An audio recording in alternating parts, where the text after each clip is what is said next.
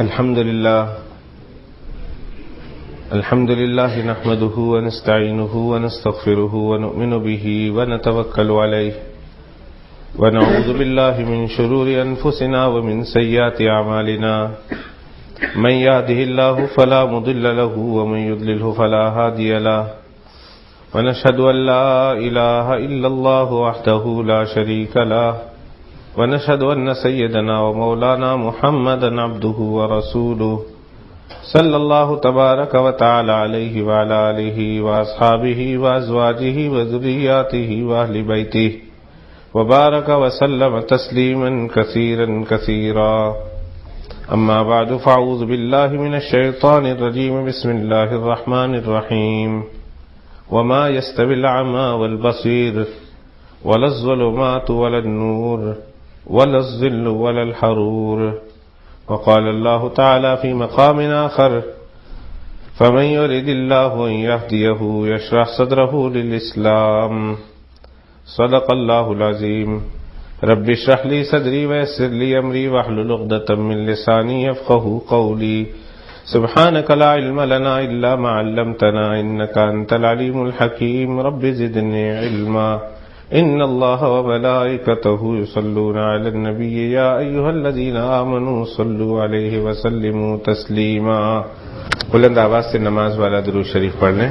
اللهم صل على محمد وعلى آل محمد كما صليت على إبراهيم وعلى آل إبراهيم إنك حميد مجيد. اللهم بارك على محمد وعلى آل محمد كما باركت على إبراهيم وعلى آل إبراهيم إنك حميد مجيد. یا حی یا قیوم برحمتک استغیث. قرآن مجید کے دو مختلف مقامات سے میں نے چند آیتیں تلاوت کی ہے. ارادہ ہے کہ آج اسی کی روشنی میں آپ حضرات کے سامنے دو چند باتیں عرض کرنی ہے. دعا کیجئے کہ اللہ تعالی پورے ہوش و حواس کے ساتھ صحیح سچ بات کہنے کی توفیق عطا فرمائے. اللہ تعالی کہنے والے کو بھی اور سننے والوں کو بھی عمل کی لازوال نعمت سے مالا مال فرمائے. ان آیات میں اللہ سبحانہ و تعالی ایک بات بہت بڑی وضاحت کے ساتھ ارشاد فرماتے ہیں کہ جس کے ساتھ اللہ تعالی بھلائی کا ارادہ کرتے ہیں اللہ اس کا سینہ کھول دیتے ہیں. جس کے ساتھ بھلائی کا ارادہ ہوتا ہے، جس کو ہدایت دینے کا اللہ ارادہ کرتے ہیں، جس کے متعلق ہدایت چاہتے ہیں تو اللہ اس کا سینہ کھول دیتے ہیں. سینہ کھل جانے کا اتنا بڑا انعام ہے اللہ سبحانہ و تعالی کی طرف سے کسی شخص کے لیے کہ جس کا کھل گیا اس کو پتہ ہے کہ اس پر کتنا بڑا انعام ہوتا ہے اللہ کا. اللہ کرے ہمارا بھی کھل جائے.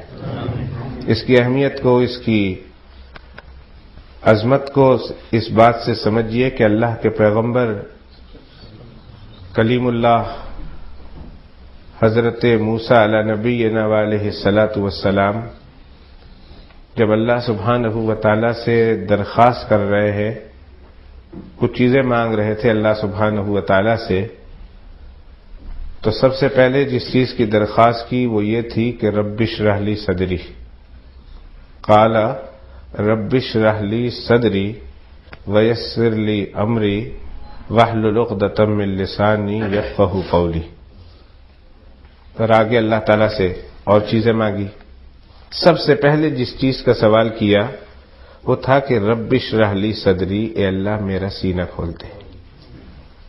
اندازہ لگا لیجئے کتنی بڑی نعمت ہوگی کہ اللہ کے پیغمبر کلیم اللہ علی نبینا و علیہ الصلاۃ والسلام بھی اللہ سے شرح صدر مانگ رہے ہیں،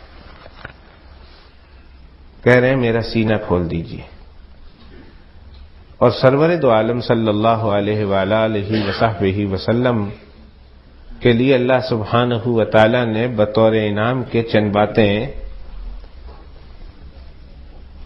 قرآن مجید میں بتائی ہیں کہ اے پیغمبر علیہ السلام میں نے آپ پر یہ انعام کیا تو من جملہ ان انعام میں سے ایک انعام اللہ نے یہ بھی کہا کہ الم نشرح لک صدرک، اے پیغمبر کیا ہم نے آپ کے لیے آپ کا سینہ نہیں کھول دیا؟ پیغمبر حضرت محمد الرسول اللہ صلی اللہ علیہ وسلم کے لیے اللہ فرماتے الم نشرح لک صدرک، اے پیغمبر ہم نے آپ کے لیے آپ کا سینہ نہیں کھول دیا، یعنی یقیناً کھول دیا ہے۔ اور پھر اللہ تعالیٰ مجھے آپ کو سرور دو عالم صلی اللہ علیہ وسلم کی سیرت پر صورت اپنانے کی توفیق عطا فرمائے، سیرت پر چلنا نصیب فرمائے۔ سب کچھ پڑھتے ہیں، سب کچھ دیکھتے ہیں، اللہ توفیق دے کہ کبھی ہم سرور دو عالم صلی اللہ علیہ وسلم کی حدیثوں کو بھی دیکھ لیں، دعاؤں کو بھی دیکھ لیں۔ سب چیز کے دیکھنے کے لیے ہمارے پاس ٹائم ہے، اخبار پڑھنے کے لیے ٹائم ہے۔ صبح سویرے فون کیا جاتا ہے کہ بھائی جنگ آوے تو منے دے جو، یا جنگ میں کیا خبر ہے، نیوز دیکھتے ہیں، لوگوں سے پوچھتے ہیں۔ بری بات نہیں ہے، دنیا کے احوال سے باخبر رہنا بھی وقت کی ضرورت ہے، لیکن اپنی ساری زندگی کو اور ساری توانائیوں کو، ساری قوتوں کو، ساری طاقتوں کو صرف اسی کے لیے جھونک دینا کوئی عقل مندی نہیں ہے۔ ضرورت کے لیے، دنیا کے احوال سے باخبر رہنے کے لیے ٹھیک ہے ان چیزوں کا معلوم کریں، اخبار ضرور پڑھیں، لیکن ساری توانائیاں اسی پر خرچ کر دینا اور دوسری چیزوں سے نظر انداز کرنا یہ کوئی عقل مندی کی بات نہیں۔ کبھی قرآن بھی پڑھ لیا کیجیے، بلکہ قرآن پہلے پڑھ لیجیے کہ آخرت کی بھلائی تو اس سے وابستہ ہے ہی ہے، دنیا کی بھلائی بھی قرآن سے وابستہ ہے۔ جی ہاں، یقین کیجیے،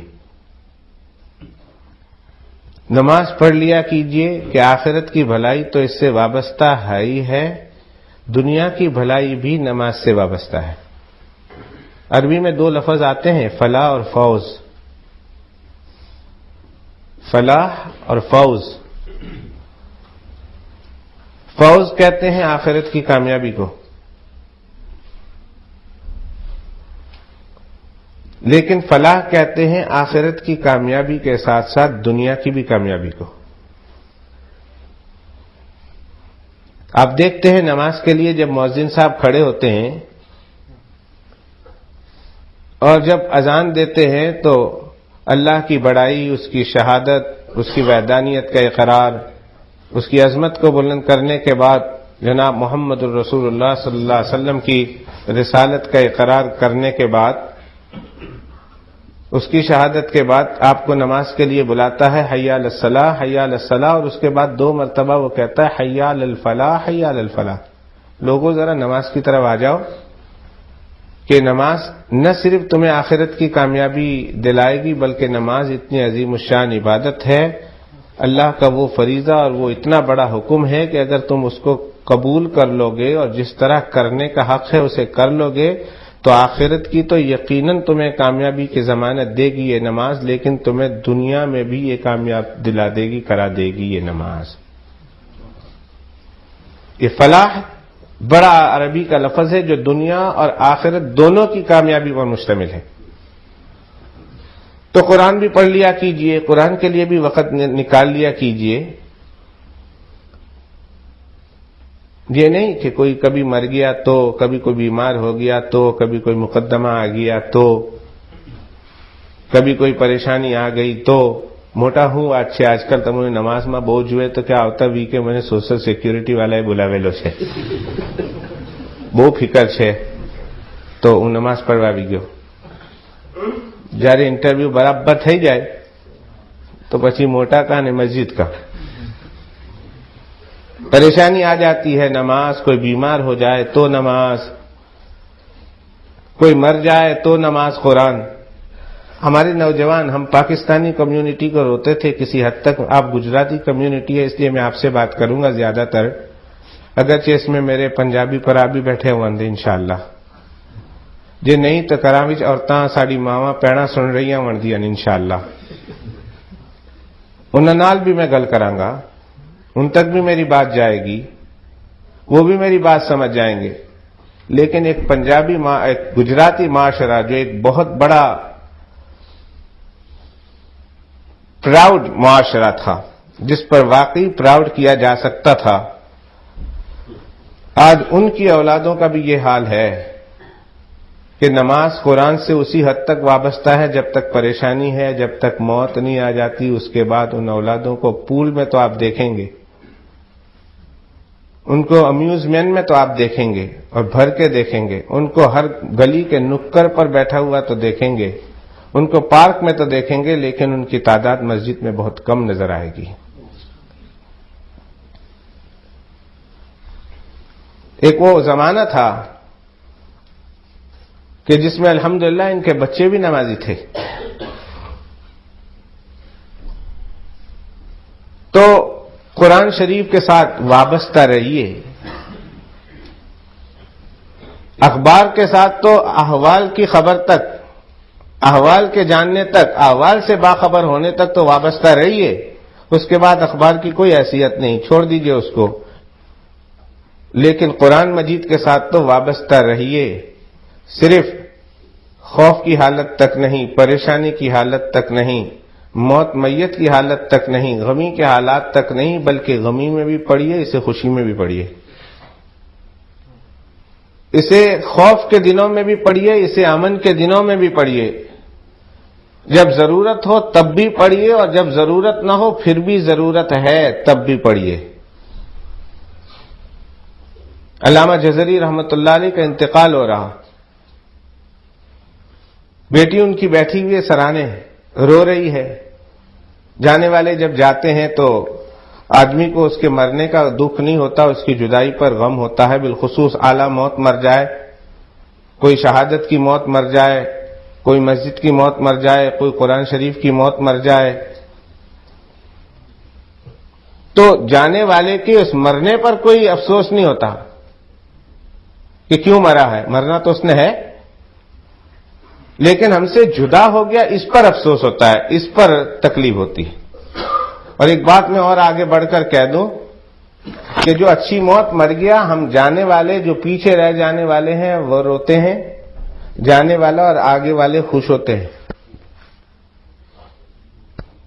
جی ہاں، میرے والد صاحب کا انتقال ہو گیا، اللہ پاک مغفرت فرمائے، درجات بلند فرمائے، اللہ خطاؤں کو معاف فرمائے. بڑی اللہ نے اچھی موت دی، بہت ہی اچھی موت. جمعہ کی رات تھی اور بیٹھے ہوئے تھے، آخری وقت تک ہوش تھا، درد کافی ہو رہا تھا، اللہ اللہ پڑھتے رہے اور آخری اللہ پر جان دے دی. جمعہ کی رات ہے. وہ انسان جو ہر روز ہر جمعہ کی رات کو بالخصوص تہجد کے لیے اٹھتا تھا، اللہ نے وہ جمعہ کی رات ایک ایسی بھی لائی کہ ہمیشہ کے لیے سو گیا. ہمیں ان کی جدائی پر افسوس ہے، لیکن ان کے جانے پر افسوس نہیں. جانا تو انسان نے تھا ایک دن، اور یقیناً جانا آج جمعرات نہیں، جمعہ نہیں، ہفتہ نہیں، اتوار نہیں، منگل نہیں، کسی اور دن چلے جاتے. لیکن جس شان کے ساتھ گئے ہیں، بڑی اعلیٰ شان، بڑی اونچی شان، تو جانے والے اگر اس شان کے ساتھ جائیں تو نہ اسے کوئی تکلیف ہوتی ہے، پیچھے رہ جانے والے کو اس کی موت پر تکلیف نہیں ہوتی، اس کی جدائی پر تکلیف ہوتی کہ ہم سے جدا ہو گیا. اور اگلے والے جو ہے وہ خوش ہوتے ہیں، وہ انتظار کرتے ہیں. حضرت بلال رضی اللہ تعالیٰ عنہ کا انتقال ہو رہا تھا، ان کی بیٹی، ان کی اہلیہ بیٹھی ہوئی رو رہی تھی کہ آپ جا رہے ہیں، ہائے افسوس، آپ جا رہے ہیں. تو حضرت بلال رضی اللہ تعالیٰ عنہ خوش ہو رہے تھے. ان کی بیوی کہہ رہی تھی کہ بھئی تو رو رہی ہے. انہوں نے کہا اپنی اہلیہ کو کہ تو رو رہی ہے اور میں ہنس رہا ہوں. انہوں نے کہا مجھے بھی یہی تعجب ہے، میں رو رہی ہوں اور آپ ہنس رہے ہیں. کہا تو میری جدائی پر رو رہی ہے اور میں محمد الرسول اللہ کی ملاقات پر خوش ہو رہا ہوں صلی اللہ علیہ وسلم. اللہ کے پیغمبر علیہ السلام سے بس یہی بات ہے، ابھی میں گیا تو اللہ کے پیغمبر علیہ السلام سے میری ملاقات ہو جائے گی. آنے والے وہاں والے خوش ہیں کہ آ رہا ہمارا ساتھی. تو میں اپنے ابا کی بات کر رہا تھا، ابا امی کو خواب میں آئے، گھر میں جا کے آپ لوگ مت کرنا، لیکن میں اپنے ابا کی بات کروں، وہاں امی کو خواب میں آئے، یہاں کہنے لگے کہ کیا کر رہی ہے، جلدی آنی، جلدی آ. میری امی کہنے لگی ہوں کیوں میں ابھیلی چھون ماری آ ہے تو آویش، یہ خواب ہے. امی کہنے لگی بیٹا ہوں جائی تو نہیں رہی ملو. مجھے کہنے لگی بیٹا اس خواب کی تعبیر. میں نے کہا اس خواب میں آپ کے لیے خوشخبری ہے، ابا اونچے منزلوں پر بھی گئے ہیں، انشاءاللہ آپ کے لیے اونچی منزل میں جگہ رکھی ہوئی ہے، نہ گھبرائیں انشاءاللہ. میں نے کہا خوشخبری ہے، بشارت ہے اس میں. امی کو میں نے کہا تو خوش ہو رہے ہیں، اگلے والے خوش ہیں کہ آ رہا، انتظار میں ہیں کہ آ رہا، اب آنے کے دن آ رہے ہیں، وہ خوش ہیں. پیچھے جانے والے رہنے والے وہ افسوس کرتے ہیں، اور وہ افسوس اس لیے نہیں ہوتا کہ کیوں مر گیا، افسوس جدائی پر ہوتا ہے کہ بھئی یہ جا رہا، ہم سے جدا ہو رہا. ورنہ پتا ہے مسلمان ہونے کے ناطے کہ اس نے جانا ہی جانا ہے. حضرت عثمان غنی رضی اللہ تعالیٰ عنہ جس دن شہید کیے جانے والے تھے، قرآن شریف پڑھ رہے تھے. صبح کو اٹھے ہیں، نماز پڑھی، نماز پڑھنے کے بعد قرآن شریف پڑھا، قرآن شریف پڑھنے کے بعد لیٹ گئے. تھوڑی دیر کے بعد پھر اٹھے تو بڑے خوش ہیں. ان کی اہلیہ کو کہا بھائی پانی لاؤ، غسل کرنا ہے. انہوں نے کہا پانی یہاں پینے کو نہیں ہے، آپ پانی سے غسل کی بات کر رہے ہیں. کہنے لگے اچھا پھر ایسا کرو، نیا کپڑا دو مجھے، جو میرے دھوئے ہوئے کپڑے ہیں کپڑا دو مجھے. کپڑا پہنا، خوشبو ہے تو خوشبو لگا لی، اور کہا قرآن شریف لاؤ. قرآن شریف کھولے ہوئے قرآن شریف پڑھ رہے ہیں. بیوی نے کہا کھولنے سے پہلے، قرآن پڑھنے سے پہلے بات کا جواب تو دے دو. نے کہا ہاں. کہا آج بہت خوش کیوں نظر آ رہے ہیں، آج آپ کے چہرے پر ایک غیر معمولی سی مسکراہٹ ہے. کتنے دن ہو گئے ہیں ان باغیوں نے، ان مفسدوں نے گھر کا گھیرا بند کیا ہوا ہے، پانی جانے نہیں دیتے اور جو ہے کھانے پینے نہیں دیتے.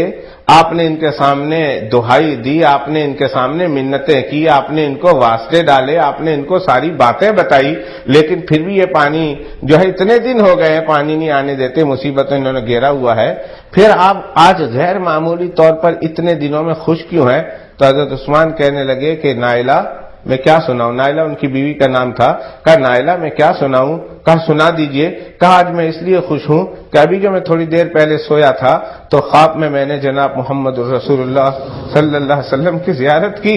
اللہ کے پیغمبر میرے خواب میں آئے، ساتھ میں نے دیکھا ان کے ایک طرف ابو بکر ہیں، ایک طرف عمر ہیں، ایک طرف ابو بکر بھی ہیں اور ان کے ساتھ عمر بھی ہیں. یہ تینوں میرے خواب میں آئے ہیں. اللہ اکبر. کیا کہنے عمر تیری عظمتوں کے، اور فاروق ابو بکر تیری عظمتوں کے کیا کہنے. سبحان اللہ. اللہ کے پیغمبر کی حدیث مجھے یاد آئی. فرمایا ہر آدمی کے ناف میں، ہر آدمی کے ناف کو آپ گجراتی میں ہوں کہ ناڑ بولتے ہیں، ڈیوٹی، اور پنجابی میں کہتے ہیں تنی. آپ لوگ بھی یاد کر لو تنی. پنجابی تنی آخدنے سی تے گجراتی والی ڈیوٹی، اور انگلش میں بیلی، بیلی بٹن. بٹن تو ہے ہی نہیں، صرف بیلی ہے. خیر بیلی. اور ہر زبان کی مختلف، پتہ نہیں بنگالی میں کیا کہتے ہوں گے. مونا کیا کہتے ہیں جی؟ نابی. ہاں نبی نہیں، اس کو ذرا لمبا کرنا، نابی. وہ نابی، یہ نابی، یہ ڈیوٹی، یہ تنی، یہ بیلی بٹن، یہ ناف. ہر انسان کی ناف میں ایک مٹی رکھی ہوئی ہے، جس مٹی کے، جس علاقے سے اس انسان کو پیدا کیا گیا ہے، اور یہ وہیں جا کے دفن ہوگا جہاں کی مٹی سے اس کو پیدا کیا گیا ہے. یہ خدا کی قدرت کے فیصلے ہیں. اب کوئی نہیں جانتا کہ کس مٹی سے اس کو بنایا گیا ہے، لیکن یہ مٹی بہرحال مرنے کے بعد وہیں جائے گی. اس لیے اردو میں کہتے ہیں پہنچی وہیں پہ خاک جہاں کا خمیر تھا.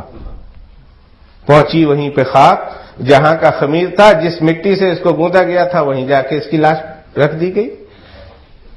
دعا کریں اللہ کرے میری تنی میں، آپ کی تنی میں مدینہ شریف کی مٹی ہو. بڑے خوش نصیب ہیں وہ لوگ جن کی تنی میں مکہ شریف اور مدینہ شریف کی مٹی ہے. اللہ کے پیغمبر نے فرمایا اگر تم مر سکتے ہو، تمہارے بس میں ہو مدینہ شریف میں مرنا، تو مدینہ شریف میں مر جانا، اس لیے کہ جب کل قیامت کے دن میدان قیامت کا دن قائم ہوگا، ہر انسان اپنی قبروں سے اٹھیں گے، مدینہ شریف سے جو قبر سے اٹھیں گے، کل قیامت کے دن اللہ پاک کی پاک بارگاہ میں ان کے لیے سفارش کروں گا۔ بڑے خوش نصیب ہیں وہ لوگ کہ جن کے مقدر میں مدینہ کی مٹی ہے، جن کے مقدر میں مکہ کی مٹی ہے، اللہ ایمان کے ساتھ وہاں کی مٹی نصیب فرمائے، ورنہ مٹی تو مٹی ہے ہر جگہ کی۔ ہم لوگ بعض پاکستانی لوگ جو ہے یہاں مر جائے تو پاکستان بھیج دیتے ہیں، ساری زندگی کہتے ہیں یہاں کیوں، کہتے ہیں یہاں کی پلید مٹی ہے، کوئی اس کے پاس ایکسپلینیشن صاف نہیں ہے۔ کبھی کسی کو پوچھے تو کہتے اتنے دی مٹی پلی گئے، میں کہ ساری زندگی تو اتنے جیوندہ کام کرتا رہا، تاں پلید نظر نہیں آئی، نماز پڑھتا رہا پھر پلید نہیں، یہاں کی سبزیاں کھاتا رہا پھر پلید نہیں، ایپل کھاتا رہا پھر پلید نہیں، اب مر گیا تو دفن ہونے کے لیے پلید ہے۔ کہا کیوں؟ کہ پاکستان بھیجیں گے۔ میں نے کہا ساڑھا پاکستان ہے یا قبرستان ہے؟ پاکستان ہے کہ قبرستان؟ وہاں مردے جیو یہاں اور دفن وہاں ہو۔ اللہ معاف فرمایا، ہماری کمیونٹی بیٹے کچھ ایسے بھی ہیں جو مکہ شریف مدینہ شریف وہاں مر جاتے ہیں، کہتے ہیں پاکستان دفن کریں گے۔ وہاں ہے تو ٹھیک ہے، اللہ وہاں کی مٹی نصیب فرما دے، اگر وہاں ہے وطن کی مٹی سے اتنا پیار ہے، وہاں دفن ہو۔ تو ہر انسان کی تنی میں اس جگہ کی مٹی ہے جہاں کا وہ انسان جو ہے جہاں کی مٹی سے پیدا کیا گیا ہے، وہیں دفن ہوگا، اٹھے گا وہیں سے۔ یہ بلال ہی کی خصوصیت ہے، یعنی میری نہیں، سیدنا بلال رضی اللہ تعالیٰ عنہ کی خصوصیت ہے۔ میرے آقا نے فرمایا جو انسان جہاں مرے گا، وہاں جس جگہ کی مٹی سے بنایا گیا ہے وہاں مرے گا، اور وہاں مرنے کے بعد جی تو میں کہہ رہا تھا حضرت بلال رضی اللہ تعالیٰ عنہ شام کو دفن ہوئے۔ حضرت بلال کے بارے میں رسول پاک صلی اللہ علیہ وسلم نے فرمایا ہے بلال دفن تو آپ شام میں ہوں گے، دفن تو شام میں ہوں گے اس لیے کہ وہاں کی مٹی سے ہے، لیکن اے بلال جب کل قیامت کے دن سارے انسان اپنی اپنی قبروں سے اٹھیں گے، اے بلال اللہ نے آپ کو یہ اعزاز دینا ہے کہ آپ محمد الرسول اللہ کے قدموں سے اٹھیں گے۔ حضرت بلال مدینہ شریف سے اٹھیں گے، اور اللہ کے پیغمبر علیہ السلام کی جس طرح زندگی میں خدمت کی، سفر حضر کے ساتھ ہی رہے، اللہ کے پیغمبر علیہ السلام کے لیے حضرت بلال رضی اللہ تعالیٰ عنہ وہ سواری جس پر سوار ہو کر میرے آقا میدان محشر میں پہنچیں گے، میرے آقا کی اس سواری کی نکیل حضرت بلال کے ہاتھوں میں ہوگی۔ اللہ کی کروڑوں رحمتیں ہوں ان پر۔ تو ہر انسان کی جس علاقے کی مٹی ہے وہیں دفن ہوگا۔ اب اللہ کے پیغمبر علیہ السلام نے اگلی ایک بات فرمائی، فرمایا ابو بکر اور عمر تم دونوں وہ خوش نصیب ہو کہ اللہ سبحانہ و تعالی نے جس مٹی سے میرا خمیرہ بنایا اسی مٹی سے تم دونوں کا بھی خمیرہ بنایا ہے۔ تم لوگ دفن ہوگے میرے ساتھ، تم لوگوں نے انتقال کرنا، یہی وجہ ہے کہ حضرت عمر فاروق رضی اللہ تعالیٰ نے دعا کیا کرتے تھے، اے اللہم ارزقنا شہادتاً فی سبیلک واجعل موتی ببلد رسولک، اے اللہ مجھے تیرے حبیب حضرت محمد الرسول اللہ صلی اللہ علیہ وسلم کے شہر مدینہ کی مٹی بھی چاہیے، اور اے میرے اللہ مجھے مدینہ شریف میں شہادت بھی چاہیے۔ تو اللہ کے پیغمبر علیہ السلام کے ساتھ حضرت ابو بکر رضی اللہ تعالیٰ عنہ، حضرت عمر فاروق رضی اللہ تعالیٰ عنہ دفن ہے۔ ایک دن اللہ کے پیغمبر علیہ السلام مسجد میں تشریف لائے، دروازہ کھلتا ہے، صحابہ کرام فرماتے ہیں ہم نے دیکھا اللہ کے پیغمبر علیہ السلام کو کہ مسجد میں تشریف لائے، دائیں طرف حضرت اللہ کے پیغمبر نے حضرت ابو بکر کا ہاتھ پکڑا ہوا ہے، اور بائیں ہاتھ سے اللہ کے پیغمبر نے حضرت عمر کا ہاتھ پکڑا ہوا ہے۔ یہ انگلی نہیں پکڑی، نہ حضرت ابو بکر نے پکڑی ہے نہ حضرت عمر فاروق نے پکڑی ہے، بلکہ اللہ کے پیغمبر نے ان کا ہاتھ پکڑا ہوا ہے، ابو بکر کا بھی ہاتھ اور عمر کا بھی ہاتھ رضی اللہ تعالی عنہما۔ اس لیے میں کہہ رہا ہوں کہ کچھ لوگ ایسے بھی ہیں بدبخت جو یہ کہتے ہیں اللہ کے پیغمبر کی حیات تک تو ابوبکر اور عمر سچے ان کے ساتھ تھے، بعد میں انہوں نے رستہ چھوڑ دیا. یہ غلط ہے. یہاں اللہ کے پیغمبر کی انگلی ابوبکر اور عمر نے نہیں پکڑی، بلکہ اللہ کے پیغمبر نے ابوبکر کا ہاتھ پکڑا ہوا اور عمر کا ہاتھ پکڑا ہوا. جب یہ دروازہ کھلتا ہے اور تینوں مسجد میں آتے ہیں، صحابہ کرام رضوان اللہ تعالی علیہ مجمعین کی جماعت وہاں موجود تھی، دیکھ کر خوش ہو گئی. کہنے لگے میرے آقا آپ کتنے خوش ہو رہے، آپ کتنے اچھے لگتے ہیں کہ آپ کے دائیں طرف ابوبکر ہے، بائیں طرف عمر ہے، بیچ میں جناب محمد الرسول اللہ صلی اللہ علیہ وسلم. آپ یہ جوڑی کتنی اچھی لگتی ہے. اللہ کے پیغمبر مسکرا دیے اور مسجد کی طرف جب تشریف لائے، ممبر کے قریب پہنچے تو حضرت ابوبکر اور حضرت عمر دائیں بائیں بیٹھ گئے. اللہ کے پیغمبر نے فرمایا میرے صحابہ کیا کہہ رہے تھے تم لوگ کہ کتنے اچھا لگتا ہوں؟ کہاں تم لوگوں کو یہ ہمارا آنا اور ہمارا یہ اجتماع اچھا لگا؟ کہاں اللہ کے پیغمبر بہت اچھا لگا. فرمایا ابھی جبرائیل علیہ السلام آئے، جبرائیل، ابھی جبرائیل علیہ السلام آئے اور میرے کانوں میں یہ کہہ کر گئے ہیں کہ اللہ کو بھی یہ جوڑا بہت پسند آیا، اور اللہ فرماتے ہیں میدان محشر میں یہ دونوں حضرات تمہارے اسی طرح دائیں بائیں ہوں گے.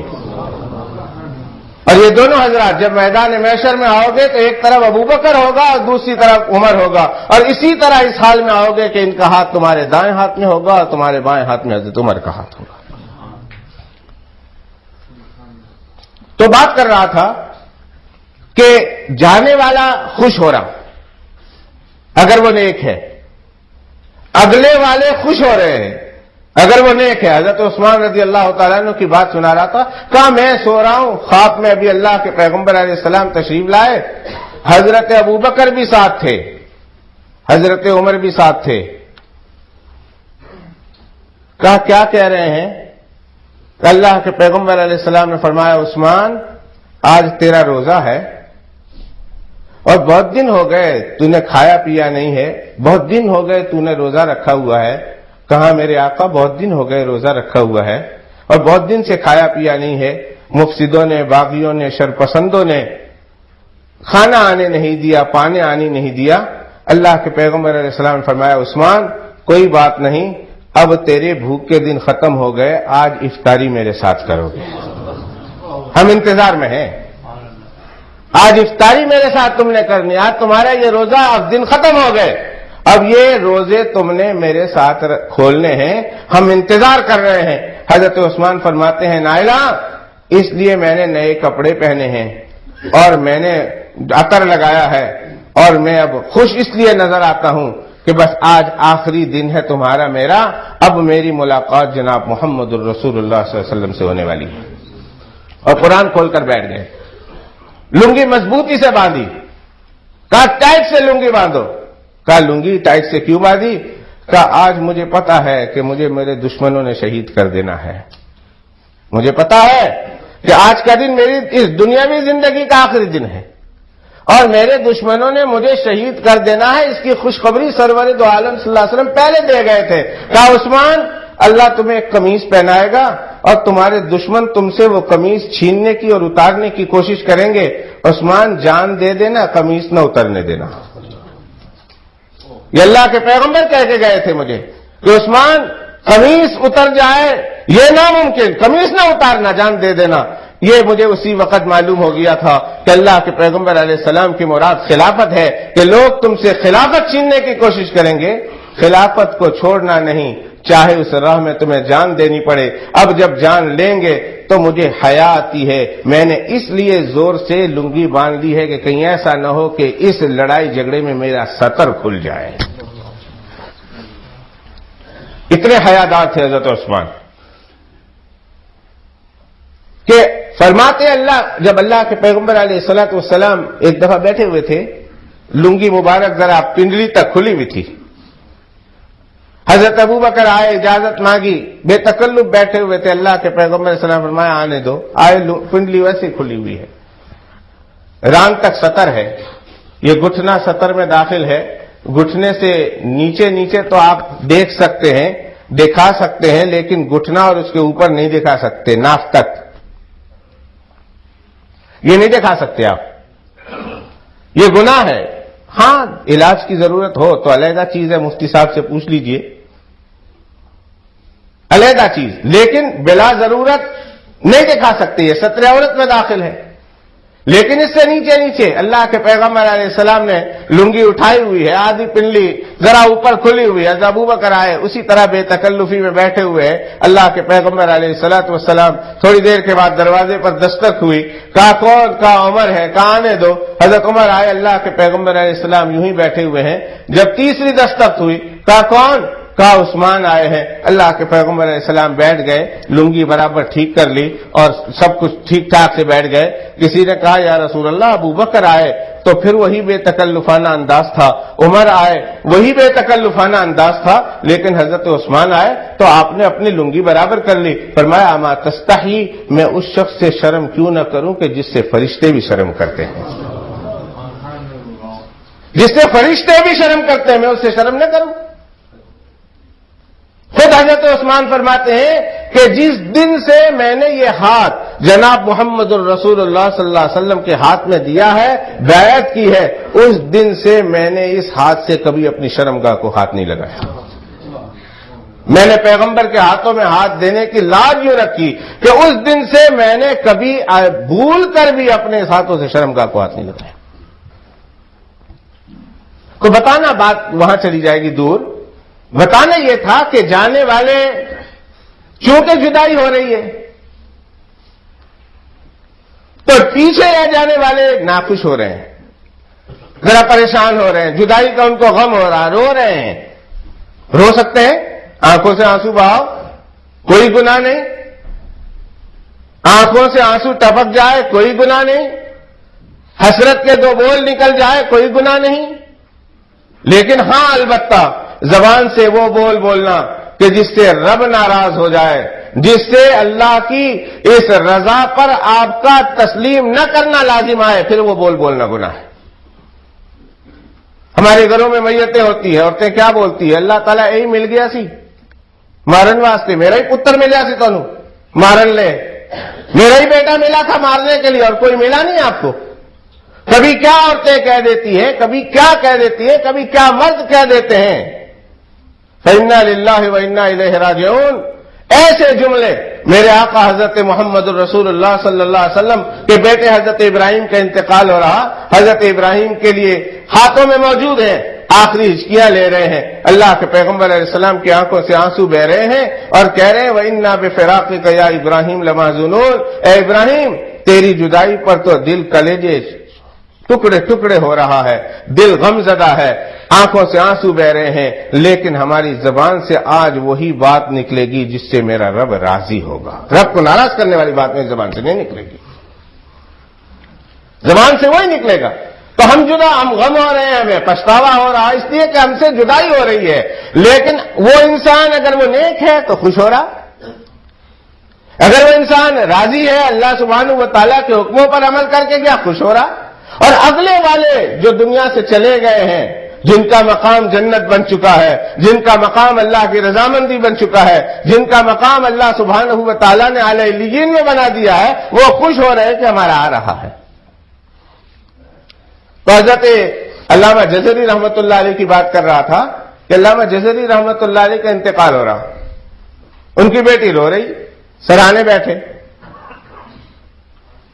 اب رو رہی ہے تو باپ نے کہا بیٹی کیوں رو رہی ہے؟ کہا ابا آپ کی جدائی پر رو رہی ہوں۔ کہا شکر ہے یہ جملہ تمہارے منہ سے نکلا،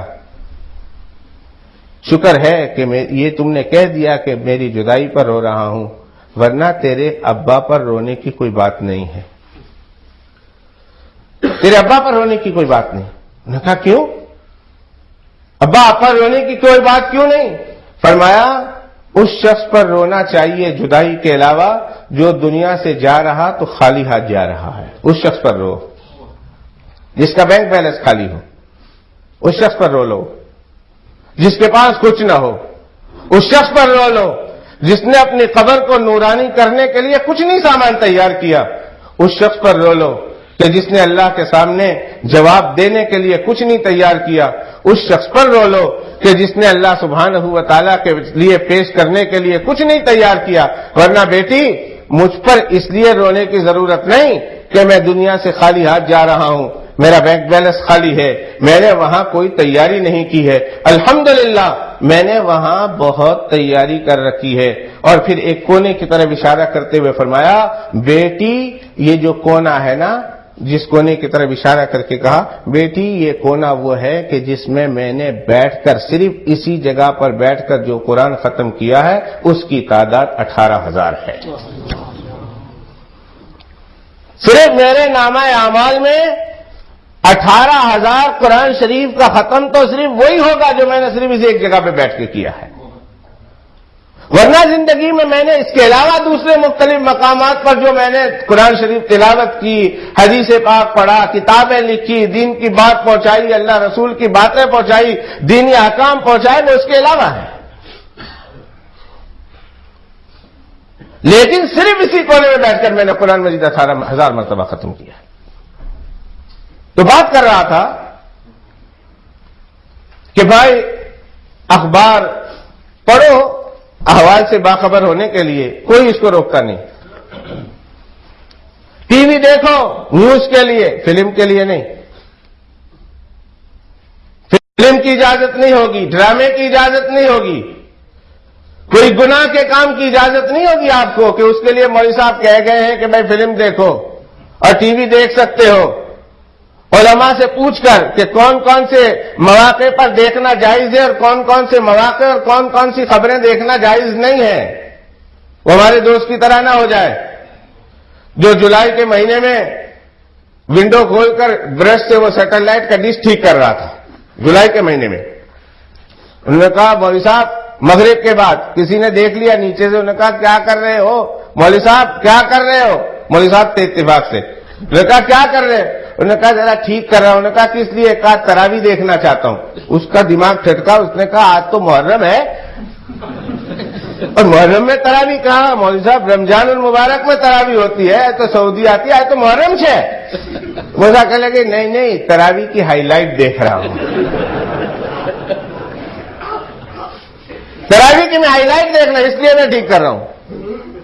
ہمارے یہاں بھی بہت سارے ایسے مولوی صاحب آتے ہیں تو اوپر سے گودڑا ڈال دیتے ہیں، موت میت ہوتی ہے تو اس کے اوپر کمبل ڈال دیتے ہیں، اس کو ہٹا دو، اس کو چھپا دو، موٹا مولوی صاحب آوے شیطان کو ہٹا دو، الماری میں بند کر دو، اوپر بیڈ روم میں لے جاؤ، اور مولوی صاحب کیا پھر شیطان نیچے۔ ایسا کوئی کرتے میں بڑا خوش ہوتا ہوں، میں کہتا ہوں جا الحق و وضع عقل باطل، یہی تو مولوی صاحب کے اچھے ہونے کی اور اللہ والے ہونے کی نشانی ہے کہ حق آیا تو باطل بھاگ گیا، اور ان الباطل کان زہوقا، باطل ہوتا ہی بھاگنے کے لیے۔ تو کون کون یہ تو آپ مفتیان سے پوچھیں گے، اور میرے کان تے ترس گئے نے 25 سال ہو گئے نے، میرے کان ترس گئے کہ کوئی آ کے مسئلہ پوچھے کہ مولوی صاحب کیا دیکھنا ہے اور کیا نہیں دیکھنا، خود مفتی بن گئے ہیں اس مسئلے میں، ان کو خود پتا ہے کیا دیکھنا ہے کیا نہیں دیکھنا۔ لیکن بات کر رہا تھا کہ کبھی کبھی اللہ کے پیغمبر علیہ الصلوۃ والسلام قرآن مجید سے محبت ہو، نماز سے محبت ہو، اللہ کے رسول سے محبت ہو، اللہ کے پیغمبر کی تعلیم سے محبت ہو، حدیث سے محبت ہو، دعاؤں سے محبت ہو۔ میرے آقا حضرت محمد الرسول اللہ صلی اللہ علیہ وسلم کی بہت ساری دعائیں ہیں، اللہ تعالیٰ ان دعاؤں کو پڑھنے کی توفیق عطا فرمائے۔ حزب الاعظم ایک کتاب ہے ہمارے بزرگوں نے لکھی ہے، مناجات مقبول ایک کتاب ہے دعاؤں کی، ہمارے بزرگوں نے لکھی ہے۔ اللہ کے پیغمبر علیہ السلام کی کتنی دعائیں ہیں، ایک بندہ اللہ کے پیغمبر علیہ الصلوۃ والسلام کی ساری دعاؤں کو یاد کرنا چاہیں، یاد کرنا اس کے لیے مشکل ہے، اور بالخصوص جو بوڑھے ہوں ان کے لیے تو بہت ہی مشکل ہے۔ ایک وقت آتا ہے بوڑھے ہو جاتے ہیں، ساری باتیں بھول جاتی، وہ اللہ کے پیغمبر علیہ السلام کی دعائیں اگر یاد کرنا چاہیں تو بھی کیسے کریں۔ حضرت قبیصہ رضی اللہ تعالیٰ عنہ ایک صحابی ہیں، اللہ کے پیغمبر کی خدمت میں ان کو لایا گیا، 2 بیٹے جوان لے کر آ رہے ہیں، بہت بوڑھے صحابی ہیں، اللہ کے پیغمبر علیہ الصلوۃ والسلام کے پاس لا کر بٹھا دیا گیا، کہا اللہ کے پیغمبر علیہ الصلوۃ والسلام سے کہ یا رسول اللہ صلی اللہ علیہ وسلم میں بہت بوڑھا ہو گیا ہوں، آپ تو بہت اچھی دعائیں پڑھاتے ہیں، بہت اچھی دعائیں سکھاتے ہیں، لیکن میرے ذہن میں اب اچھی باتیں یاد نہیں رہتی، اتنی دعائیں یاد نہیں رہتی، بوڑھا ہو گیا ہوں، اے میرے آقا حضرت محمد صلی اللہ علیہ وسلم کوئی میرے لیے ایک مخصوص دعا تو بیان کر دیجئے تاکہ میں اسے پڑھتا رہوں۔ اللہ کے پیغمبر علیہ الصلوۃ والسلام نے اس صحابی کو ایک دعا سکھائی۔ اس صحابی کا احسان ہے امت کے بوڑھوں پر۔ امت کے بوڑھوں کو چاہیے کہ جو لوگ بوڑھے ہو گئے ہیں، دعائیں اب ان سے یاد نہیں رہتی، اب وہ یاد کرنا چاہیں دعائیں تو یاد نہیں ان سے رہتی، قرآن کی آیتیں یاد کرنا چاہیں قرآن کی آیتیں یاد نہیں رہتی، پیغمبر کی دعائیں یاد کرنا چاہیں دعائیں یاد نہیں رہتی۔ اللہ کے پیغمبر کے اس صحابی نے یہ سوال پوچھ کر قیامت تک کے آنے والے بوڑھوں پر احسان کر دیا۔ اللہ کے پیغمبر مجھ سے تو دعائیں یاد نہیں ہوتی، میں کیا کروں؟ کوئی مجھے ایسی دعا بتا دیجئے جو جامع ہو۔ اللہ کے پیغمبر نے فرمایا ہے میرے صحابی تو یہ دعا پڑھ لیا کر۔ اس کا خلاصہ میں سناتا ہوں۔ یہ دعا ہر مسجد کا امام اپنی دعاؤں میں اپنی نمازوں میں پڑھتا ہے، جمعہ کے دن پڑھی جاتی ہے، عام نمازوں میں مانگی جاتی ہے۔ اس کا خلاصہ یہ کہ اے اللہ، تیرے پیغمبر حضرت محمد صلی اللہ علیہ وسلم نے تجھ سے خیر کی لین سے بہت ہی دعائیں مانگی ہے، ساری دعائیں تو میں نہیں یاد کر سکتا، میں نہیں مانگ سکتا۔ اے اللہ، میرے پیغمبر نے خیر کی لین سے جتنی دعائیں مانگتی ہے وہ میں بھی مانگتا ہوں، مجھے عطا کر دے۔ اور تیرے پیغمبر نے شر کی لین سے بہت ساری دعائیں مانگی ہیں، ان دعاؤں کو میں یاد نہیں کر سکتا، مجھے معلوم بھی نہیں ہے کہ وہ کیا کیا شرور ہیں جن سے پیغمبر نے پناہ مانگی ہے، لیکن مانگی تو انہوں نے ہے نا۔ اے اللہ، میں ان تمام شرور سے جن سے تیرے پیغمبر نے پناہ مانگی ہے میں بھی مانگتا ہوں، مجھے پناہ نصیب فرما دے۔ یہ ترمذی شریف کی حدیث ہے۔ اللہم انا نسألک من خیر ما سألک منہ نبیک محمد صلی اللہ علیہ وسلم ونعوذ بک من شر ما استعاذک منہ نبیک محمد صلی اللہ علیہ وسلم وانت المستعان وعلیک البلاغ ولا حول ولا قوة الا باللہ العلی العظیم۔ یہ بوڑھوں کے لیے ہے، دعا یاد کر لیں۔ جوانوں کے لیے، ہمارے بزرگوں نے، پڑھنے والوں کے لیے، جو لوگ آسانی سے پڑھ سکتے ہیں، یاد رکھ سکتے ہیں، ان کے لیے ہمارے بزرگوں نے کتابیں لکھی ہیں۔ حزب الاعظم ہے، مناجات مقبول ہے، یہ وہ کتابیں ہیں کہ جس کے اندر اللہ کے پیغمبر کی دعائیں ہیں، اور ان اتنی ساری دعائیں ہیں کہ ایک انسان ایک مجلس میں نہیں پڑھ سکتا، ایک دن میں نہیں پڑھ سکتا، تو بزرگوں نے اسے 7 دنوں میں تقسیم کر دی ہے کہ پہلے دن یہ پڑھو، دوسرے دن یہ پڑھ لو، تیسرے دن یہ پڑھ لو، چوتھے دن اور 5ویں دن اور 6 دن اور 7ویں دن یہ پڑھ لو۔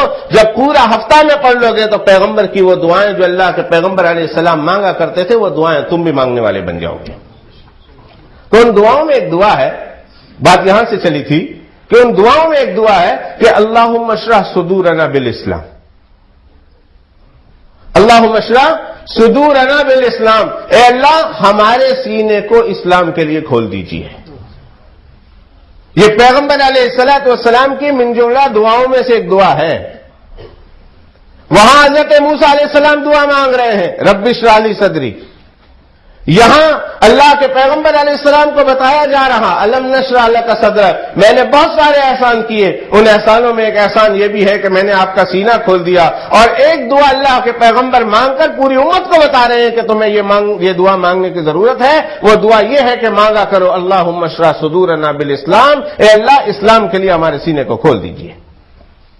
تو اللہ بھی فرماتے ہیں قرآن مجید کے 8ویں سپارے میں جو میں نے خطبے میں تلاوت کی کہ اللہ بھی فرماتے ہیں کہ فَمَن يُرِدِ اللَّهُ أَن يَهْدِيَهُ يَشْرَحْ صَدْرَهُ لِلْإِسْلَامِ، جس کو اللہ ہدایت دینا چاہتے ہیں، جس کے لیے بھلائی کا ارادہ کرنا چاہتے ہیں، جس کے لیے اللہ خیر کا ارادہ کرنا چاہتے ہیں، اللہ اس کا سینہ کھول دیتے ہیں۔ وہاں دعا سکھائی، بتایا کہ بہت بڑی نعمت ہے اللہ سبحانہ و تعالیٰ کی، اور یہاں یہ کام اس کا سینہ کھول دیتے ہیں۔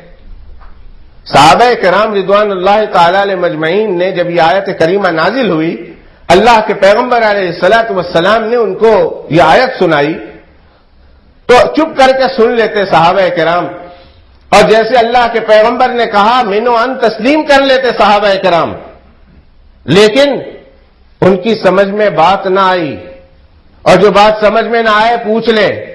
ہاں پوچھنے کے اپنے اپنے انداز ہوتے ہیں، ایک جیسے وہ صاحب نے کھڑے ہو کر پوچھ لیا، بعد میں بھی پوچھا جا سکتا تھا، اور اچھا ہوا پوچھ لیا، میری ان کے ساتھ کوئی دشمنی نہیں ہے، اور مسئلہ اگر سمجھنا ہے تو اور اچھی طریقے سے اسے سمجھایا جا سکتا ہے، اس مجلس کو خراب نہیں کرنا۔ صحابہ کرام نے ادب کے ساتھ پوچھ لیا، اے میرے آقا صلی اللہ علیہ وسلم ذرا بتا تو دیجئے کہ اللہ تعالیٰ سینہ کھول دیتے ہیں، یہ سینہ کھلنے کا مطلب کیا ہے؟ آپ نے کہا، قرآن سنایا آپ نے کہ اللہ تعالیٰ سینہ کھول دیتے ہیں، اور ایک ہے کہ کہ سینہ کھل جاتا ہے، اس کا مطلب کیا ہے؟ سمجھ میں آ جاتا ہے، اللہ جس کے ساتھ ہدایت کا ارادہ کرتے ہیں اس کا سینہ کھول دیتے ہیں۔ لیکن سینہ کھلنے کا مطلب کیا ہے؟ سینہ کھلتا کیسے ہے؟ اللہ کے پیغمبر علیہ الصلوۃ والسلام نے اس سوال کے جواب میں فرمایا، سینہ کھلنے کا یہ مطلب نہیں ہے جیسے تم سمجھے ہو کہ شاید کوئی چیز کھول دی جائے، شاید سینے پر کوئی نشانی ظاہر ہو جائے جس کا مطلب یہ ہے سینہ کھل گیا، شاید سینہ چوڑا ہو جائے اس کا مطلب یہ ہے کہ سینہ کھل گیا، شاید سینہ پھول جائے اس کا مطلب یہ ہے کہ سینہ کھل گیا۔ نہیں، ان مطلب میں سے کوئی، ان مطالب میں سے کوئی مطلب نہیں ہے، بلکہ سینہ کھلنے کا مطلب یہ ہے کہ اللہ تعالیٰ اس سینے میں ایک نور داخل کر دیتے ہیں، ایک نور داخل کرتے ہیں اللہ تعالیٰ اس سینے میں، اور جس سینے میں یہ نور داخل ہو گیا سمجھو اس کا وہ سینہ کھل گیا۔ ابھی بات ادھوری، ابھی پوری بات سمجھ میں نہ آئی، ابھی سوال باقی ہے، ابھی تشنگی باقی ہے۔ صحابہ کرام رضوان اللہ تعالی علیہ مجمعین اللہ کے پیغمبر علیہ السلام سے کہہ رہے ہیں، یا رسول اللہ بات سمجھ میں تو آ گئی، اتنی بات سمجھ میں آ گئی کہ سینہ کھلنے کا مطلب یہ ہے کہ سینے میں نور داخل ہو جاتا ہے۔ اے میرے آقا، سینے میں نور داخل ہو کر کرتا کیا ہے؟ وہ سینے میں جب نور آتا ہے تو ہوتا کیا ہے؟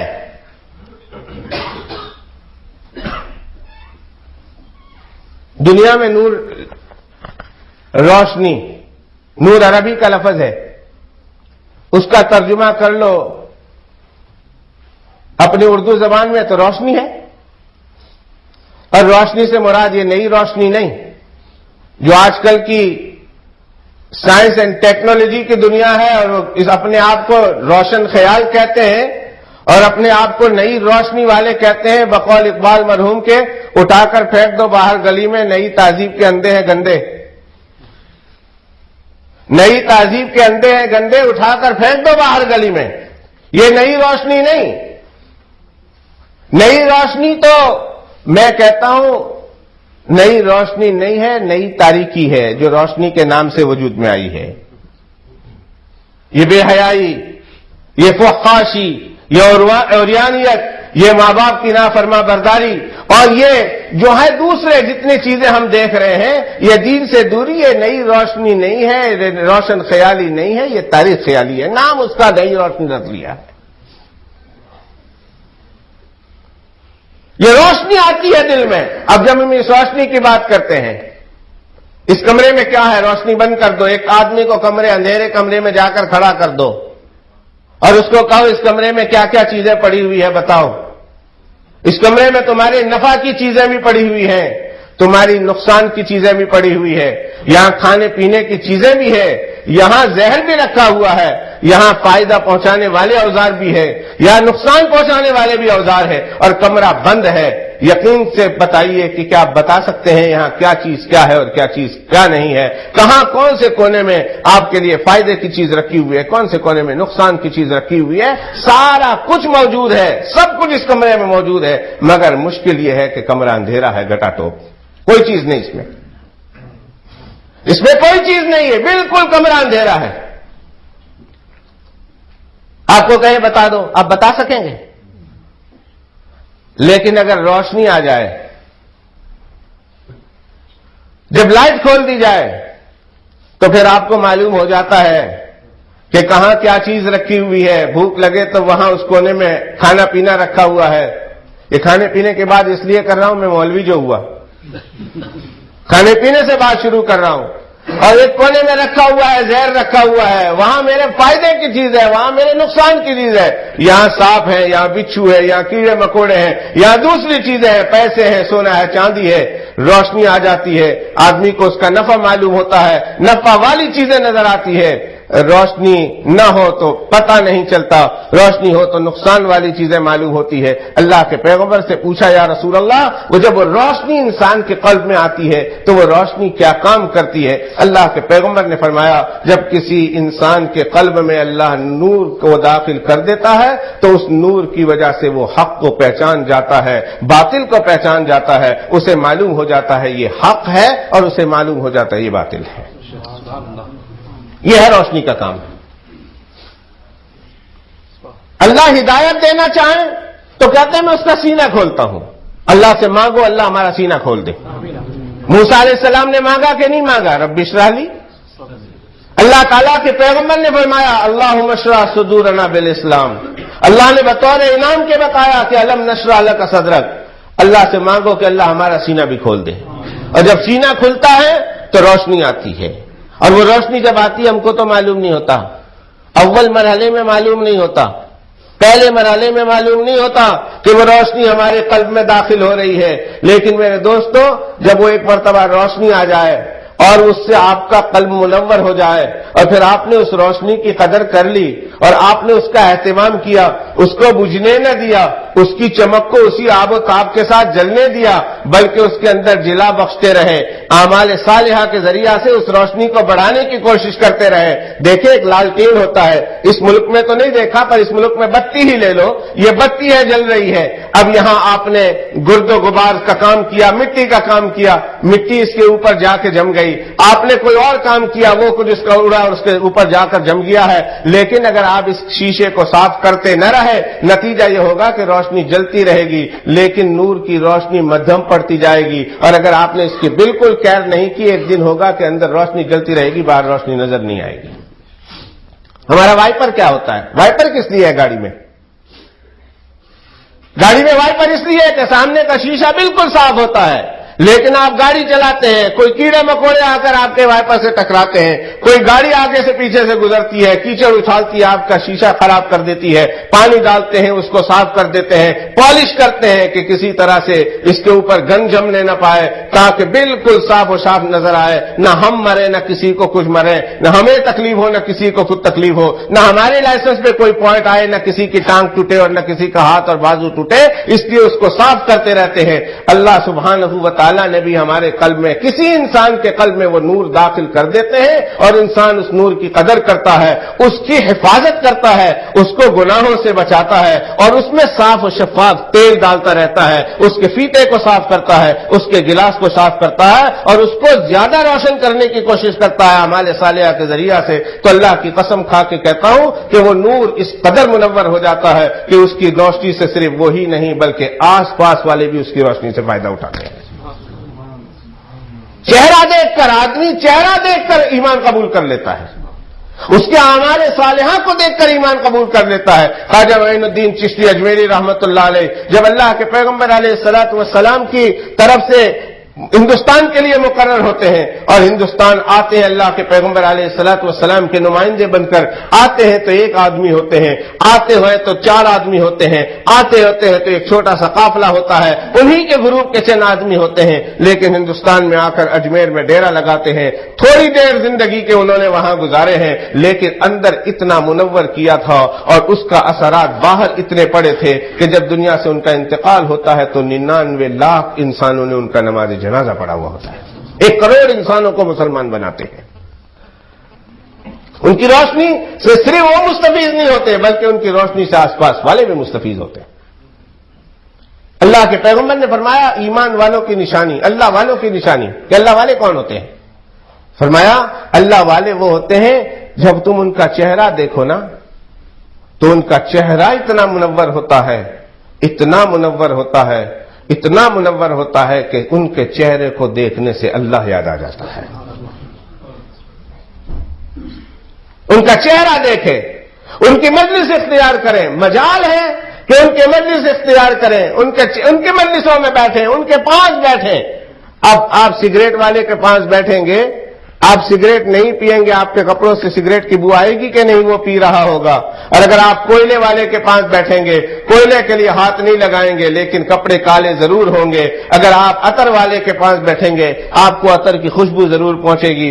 آپ برف والے کے پاس بیٹھیں گے، آپ کو ٹھنڈک ضرور پہنچے گی۔ آپ تندور کے پاس بیٹھیں گے، تندور والے کے ساتھ بیٹھیں گے، آپ کو گرمی ضرور پہنچے گی۔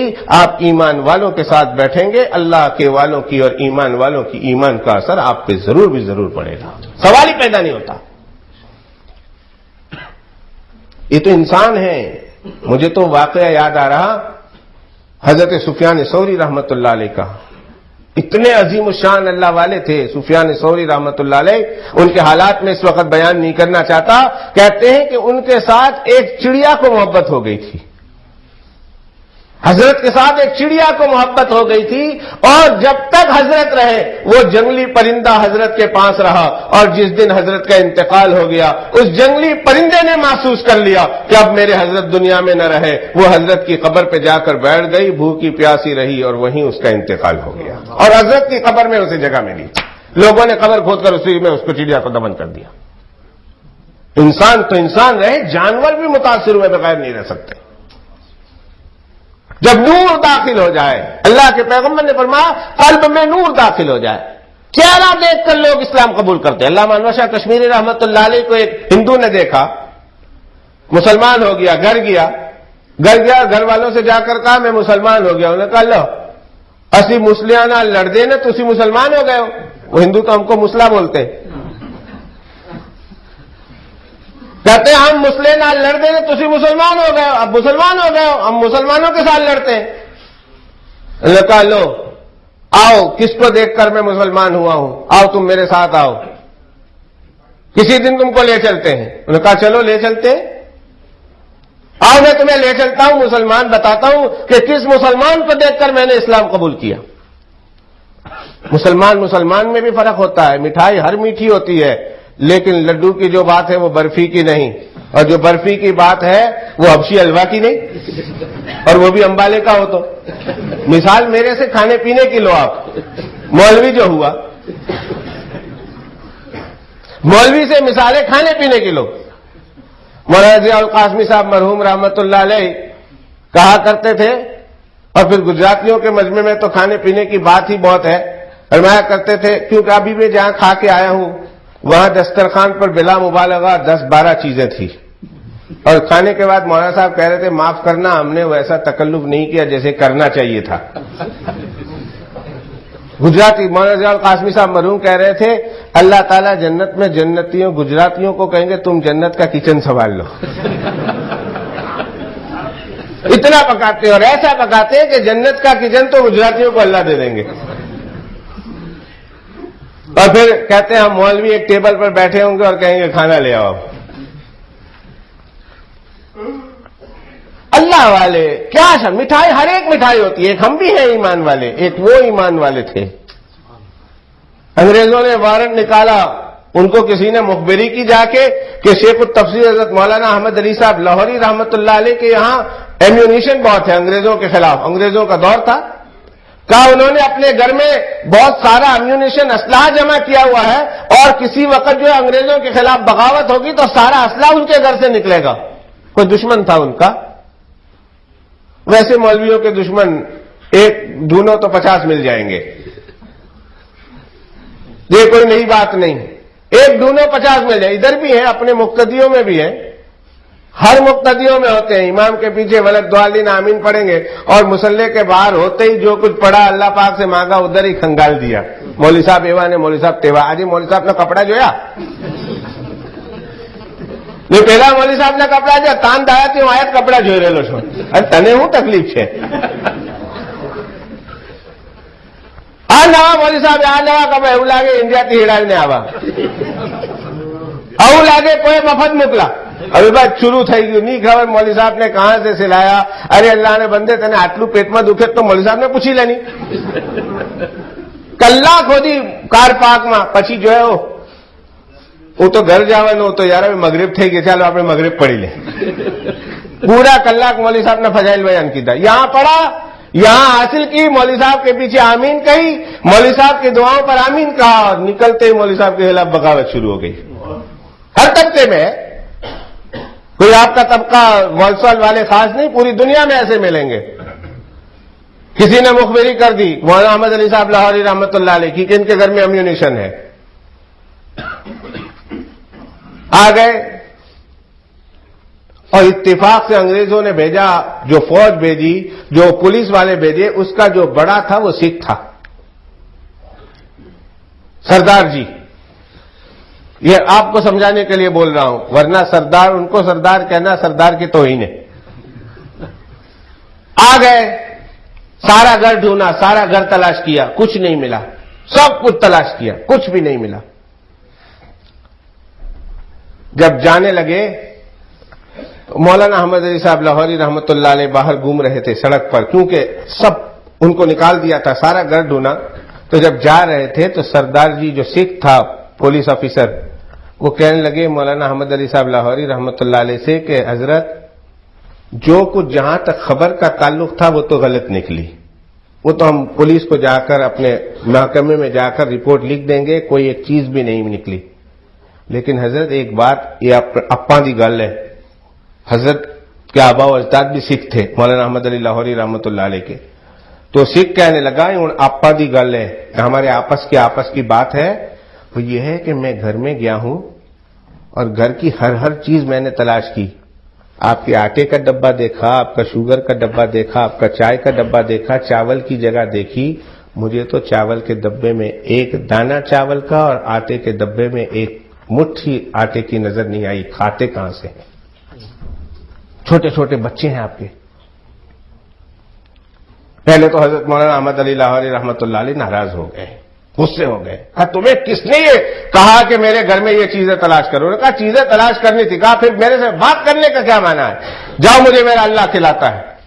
جب وہ جانے لگا تو کہنے لگے آپا دی گل ہے، اسی تو آپسی دوست ہاں پراواں. 10 پاؤنڈ اس زمانے کے 10 روپے نکالے اور 10 روپے نکالنے کے بعد حضرت کے ہاتھ میں دیے کہ حضرت یہ میری طرف سے تحفہ قبول کر لیجئے. حضرت نے کہا لے جاؤ لے جاؤ لے جاؤ. جب بہت مجبور کیا نا اس سکھ نے تو حضرت کی آنکھوں میں آنسو بھرائے، کہنے لگے تو کافر ہے، تیرے سے میں 10 پاؤنڈ کیا لوں؟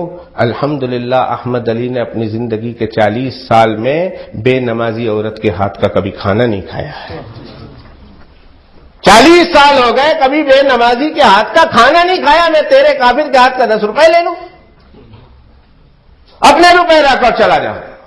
نکال دیا. شام کا وقت ہے، مولانا احمد علی لاہوری رحمۃ اللہ علیہ اوپر سے نیچے جا رہے ہیں نماز کے لیے. نماز پڑھ کے مسجد سے نکل رہے ہیں. 4 آدمی اوپر نماز کے لیے جا رہے ہیں. اب کون دیکھتا ہے کہ کون آیا کون نہیں؟ وہاں سے گزرے تو السلام علیکم. وعلیکم السلام. کہا ٹھہرے؟ تو ٹھہر گئے. کہا میں نے پہچانیا؟ مجھے دیکھو، مجھے پہچانتے ہو؟ کہا شکل کہیں دیکھی ہے، یاد آتی ہے، پر یار اس وقت یاد نہیں آ رہا. کون ہے تم؟ انہوں نے کہا ہم وہی ہیں جو دوپہر کو آپ کے گھر آئے تھے.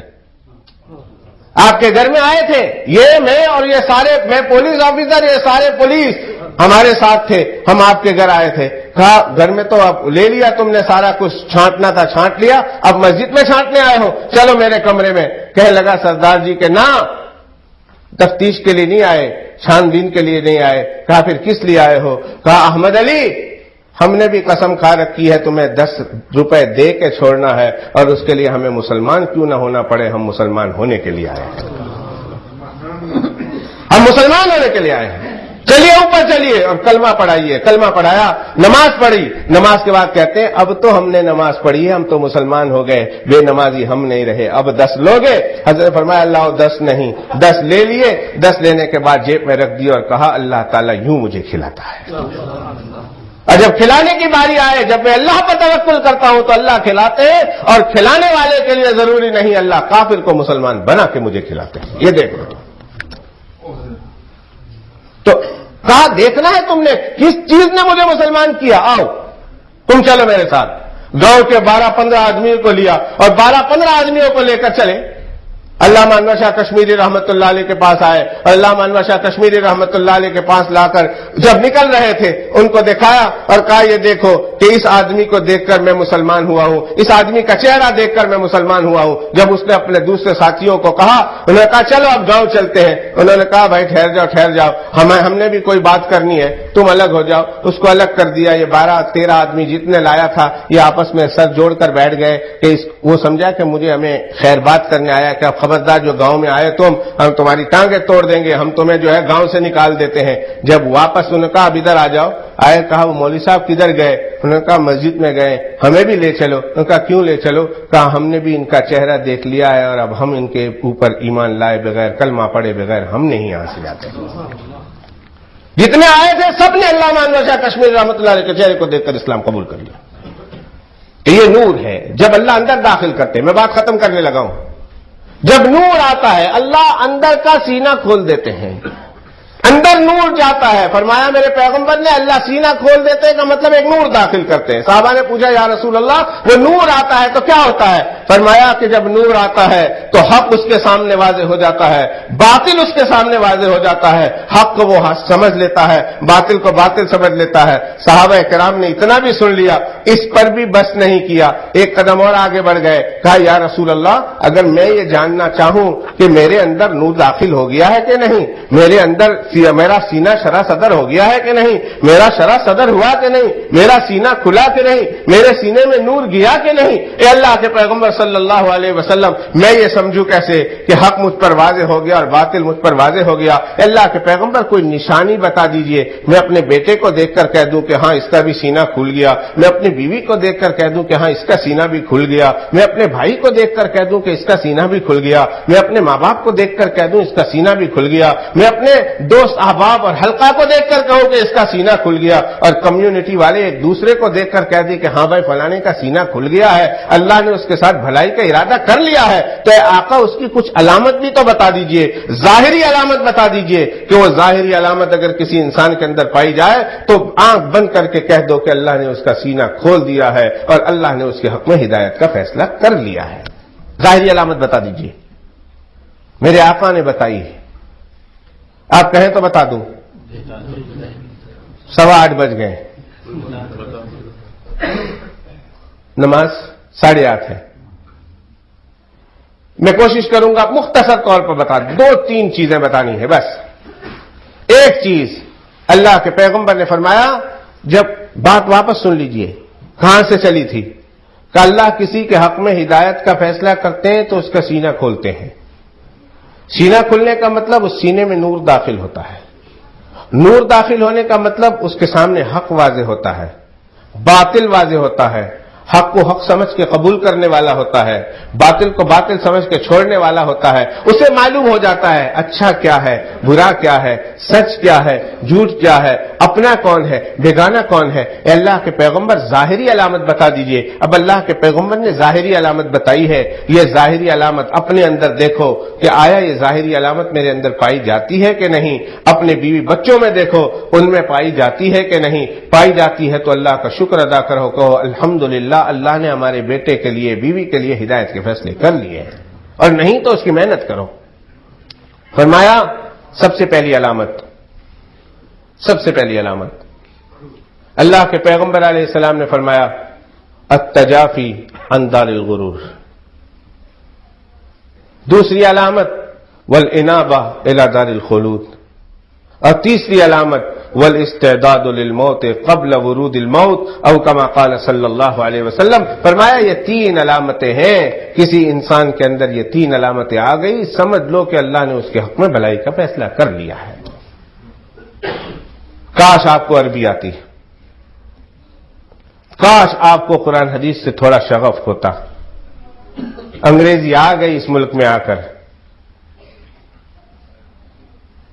تھوڑی دیر کے لیے ہم آئے تھے، وہ زبان آ گئی، لیکن جو زبان ہمیشہ کی ہے جناب محمد الرسول اللہ صلی اللہ علیہ وسلم کی زبان ہے، قرآن کی زبان ہے، اہل جنت کی زبان ہے، اللہ کی زبان ہے، وہ زبان پر محنت نہ کی جس کی وجہ سے وہ زبان نہ آئی ہم کو۔ کا التجافی عن دار الغرور، دھوکے کے گھر سے اس کا جی اٹھ جائے، دھوکے کے گھر سے اس کا جی اٹھ جائے، اس کو دھوکے کے گھر کی حقیقت معلوم ہو جائے، بس جہاں رہے گا کھائے گا بھی، پیے گا بھی، مکان بھی بنائے گا، گاڑی بھی اس کے پاس ہوگی، زندگی کی ضروریات کی ساری چیزیں اس کے پاس موجود ہوگی، لیکن اس چیزوں میں وہ پھنس کر وقت ضائع نہیں کرے گا، وہ اس چیز کی حقیقت کو سمجھ جائے گا کہ یہ دنیا ہے جو مجھے چھوڑنا ہے، یہ ہمیشہ رہنے والی میرے پاس حقیقت نہیں ہے، یہ میں نے کسی دن چھوڑنا ہے۔ اور جب کسی انسان کے دل میں یہ بات آ جائے کہ میں نے اسے چھوڑ دینا ہے، تو پھر وہ اتنا ہی حاصل کرے گا کہ جس سے اس کا رب راضی ہوگا، ہر حلال اور ہر حرام کی حدود کو وہ پھانگے گا نہیں، پھلانگے گا نہیں، پھاندے گا نہیں، بلکہ وہ اتنا کچھ حاصل کرے گا جہاں سے جائز حد تک ہے، اس لیے کہ اس کو پتا ہے کہ اگر میں نے ناجائز طریقے سے حاصل کیا میرا مالک ناراض ہو جائے گا، اور پھر یہ چیزیں ہمیشہ میرے پاس رہنے والی تھوڑی۔ دھوکے کے گھر سے اس کا جی اٹھ جائے، اس کو اس دنیا کی حقیقت معلوم ہو جائے۔ جن کو معلوم ہو گئی وہ اس دنیا میں رہ رہے ہیں، کھا رہے ہیں، پی رہے ہیں، آپ اور میرے جیسے ہیں، لیکن انہوں نے اس دنیا کے ساتھ دل نہیں لگایا، ان کو پتا ہے کہ کسی دن بھی چھوڑ کے چلے جانا۔ انگلینڈ والے ہم جاتے ہیں، دنیا کے خطوں میں جاتے ہیں، ہندوستان سے یہاں ہزاروں لوگ آتے ہیں اور یہاں وزٹرز آتے ہیں، اور ان کو پتا ہے میں نے کل پرسوں چلے جانا ہے، وہ انہی مکانوں میں رہتے ہیں لیکن ان مکانوں میں دل نہیں لگاتے۔ مسافر خانے میں ہم رہتے ہیں، مسافر خانہ ہماری ضرورت ہے، ہم ضرورت سمجھ کے مطابق رہتے ہیں لیکن دل نہیں لگاتے ہیں وہاں، ہم وہاں اپنی دولت نہیں لگاتے، اپنی محنت نہیں خرچ کرتے، اس لیے ہم کو معلوم ہے کہ ایک دن بہت جلدی آنے والا ہے، ہم نے یہاں سے چلے جانا ہے۔ کام وہ کرتے ہیں جو یہاں ہمیشہ رہنے والوں کے نہ ہو۔ 3 صدی میں ایک بادشاہ گزرا، عبد الرحمن ناصر شہزادہ تھا، اس نے ایک محل بنایا اپنی باندی کے لیے جس کا نام تھا زہرا۔ آپ نے تاج محل کا قصہ سنا، آپ نے سنا شاہجہاں نے کس کے لیے بنایا اور کیسے بنایا اور کتنا عظیم الشان بنایا، جنہوں نے دیکھا جانتے ہیں کہ کیسا بنایا ہے۔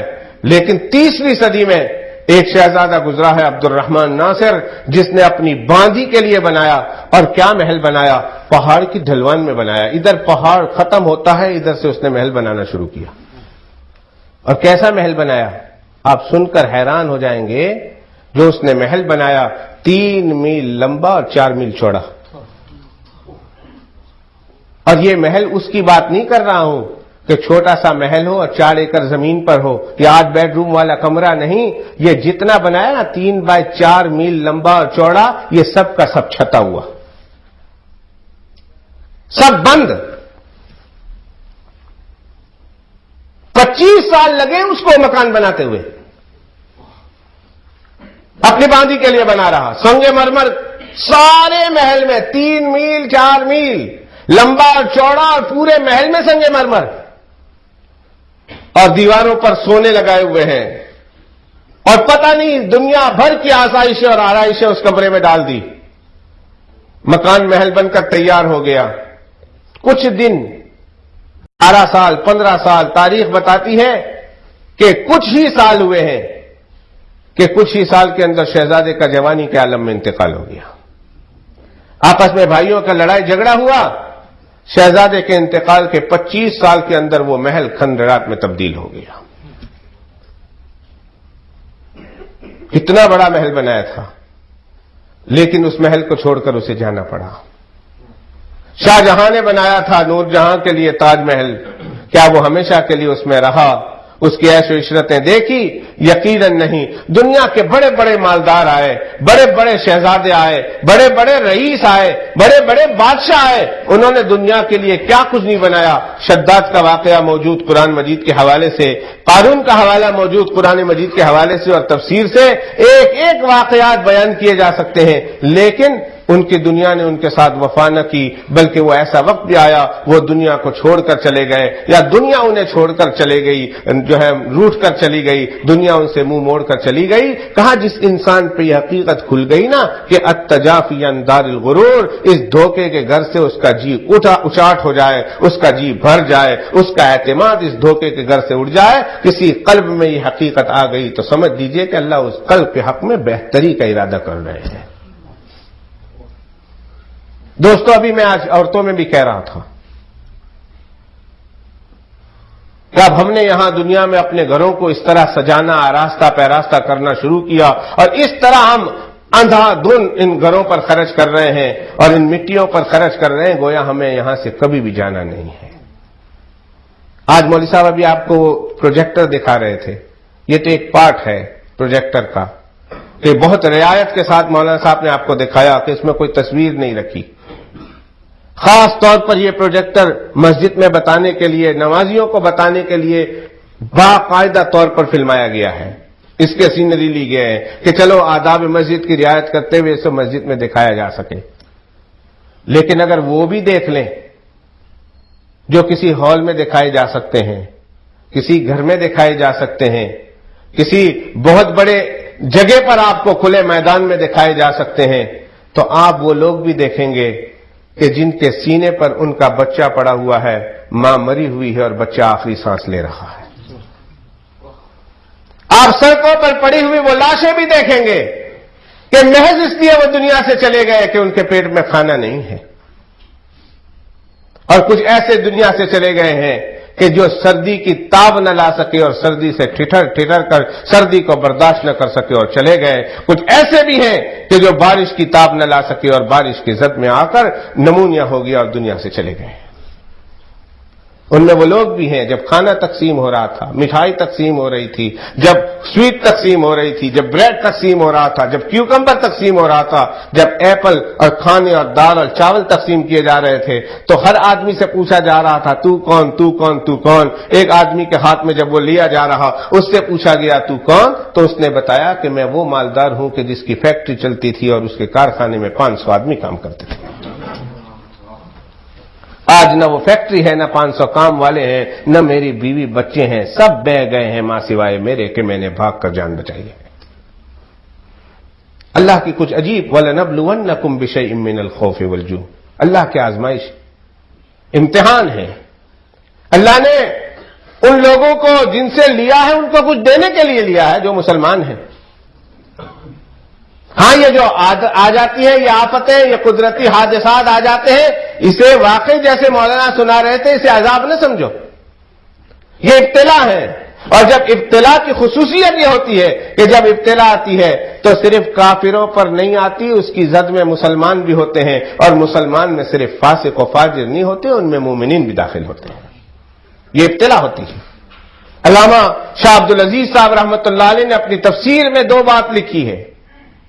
انہوں نے لکھا ہے یہ ابتلا ہے اور ابتدا پہلی وارننگ ہوتی ہے اللہ سبحانہ و تعالیٰ کی طرف سے، پوری انسانیت کے لیے، گلوبلی پورے کائنات کے لیے ہوتی ہے کہ دیکھو یہ ابتلا ہے، یہ جھنجھوڑ ہے، ابھی بھی سمجھ جاؤ، اپنے کریکٹر درست کر لو۔ جو لوگ اس میں بہ گئے ہیں وہ اس لیے نہیں کہ وہ گنہگار تھے، وہ اس لیے نہیں کہ مجھے ان کے ساتھ کوئی دشمنی تھی، وہ ہو سکتا ہے تم سے زیادہ نیک ہو، اور میں نے ان لوگوں کو جو آزمایا ہے، وہ جو ان مراحل سے گزارا ہے، میرے ان کے بارے میں کوئی اور فیصلے ہیں۔ افغانستان میں جو شہید ہوئے، جو کشمیر میں شہید ہو رہے ہیں، جو عراق میں اور فلسطین میں شہید ہو رہے ہیں، اسے گنہگار نہ سمجھو، اللہ سبحانہ و تعالیٰ کے کوئی اور فیصلے ہیں ان کے بارے میں۔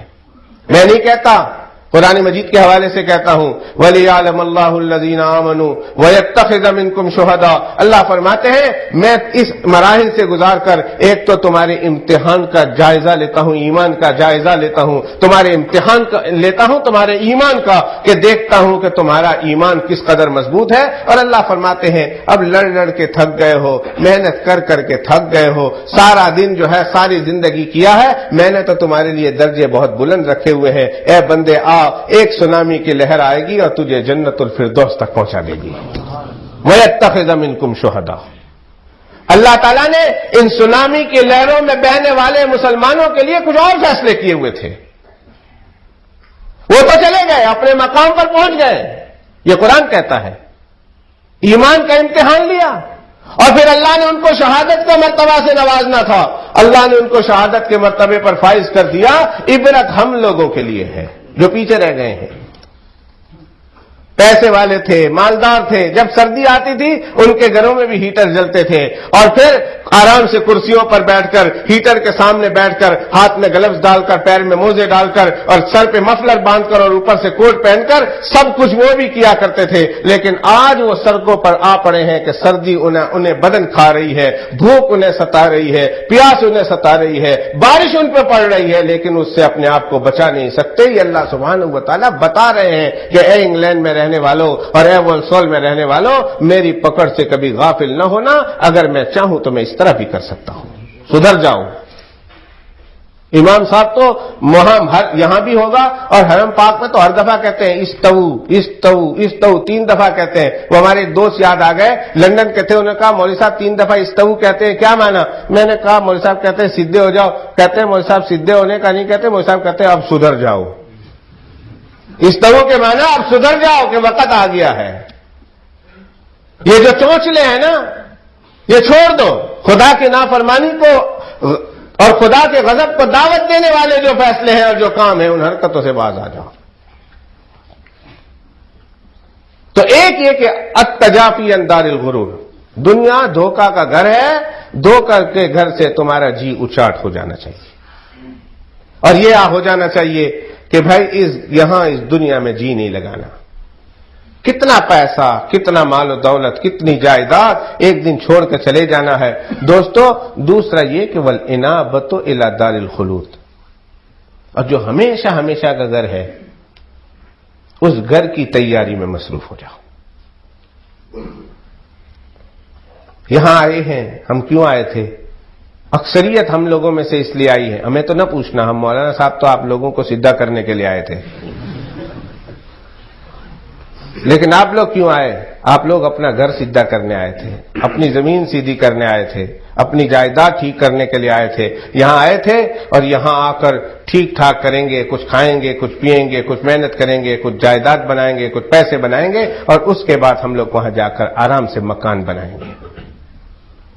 ہمیں وہ آدمی بھی یاد ہیں, ہمیں وہ لوگ بھی یاد ہیں, اور آپ لوگوں کو بھی یاد ہوگا جو ایک ایک دن میں 12 نہیں 16 گھنٹے کام کرتے تھے, مشینوں کے ساتھ لڑتے تھے, خود مشین بن گئے تھے. کھانا بھی اونا پونا کھاتے تھے, آدھا کھاتے تھے, اور پیہا بچا بھی نہ رکھتا ہوتا کہ پوچھے کیم تو کہتے گھر بناوانو છે, ઝોપડું છે એટલે محل بناوانو છે.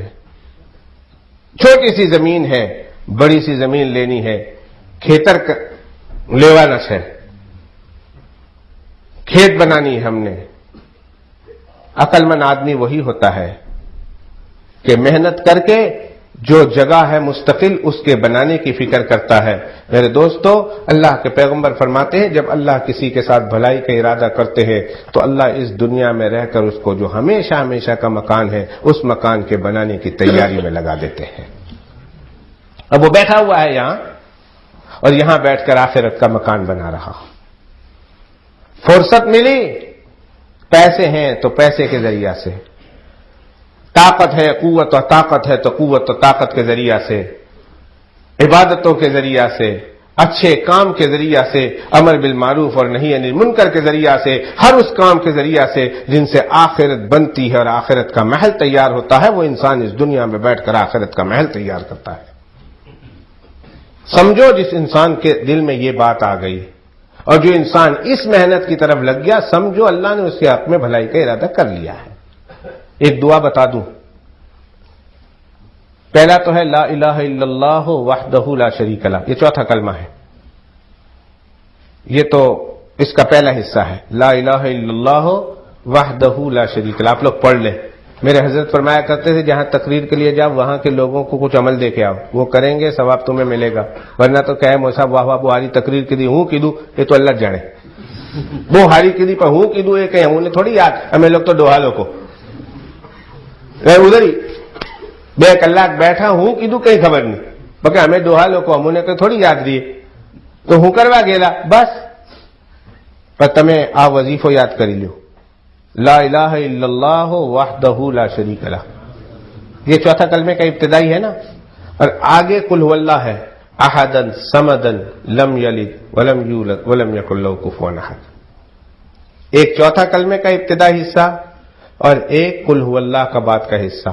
ला इलाहा इल्लल्लाह वहदहू ला शरीक लह अहदन समदन लम यलिद वलम यूलद वलम यकुल लहू कुफुवन. एक दफा और पढ़ लें, ला इलाहा इल्लल्लाह वहदहू ला शरीक लह, आगे अहदन समदन लम यलिद वलम यूलद वलम यकुल लहू कुफुवन अहद. फरमाया अल्लाह के पैगंबर ने एक दफा तुम पढ़ो, एक दफा तुम पढ़ो, अल्लाह तुम्हारे नामा अमाल में 20 लाख नेकियां लिख देगा.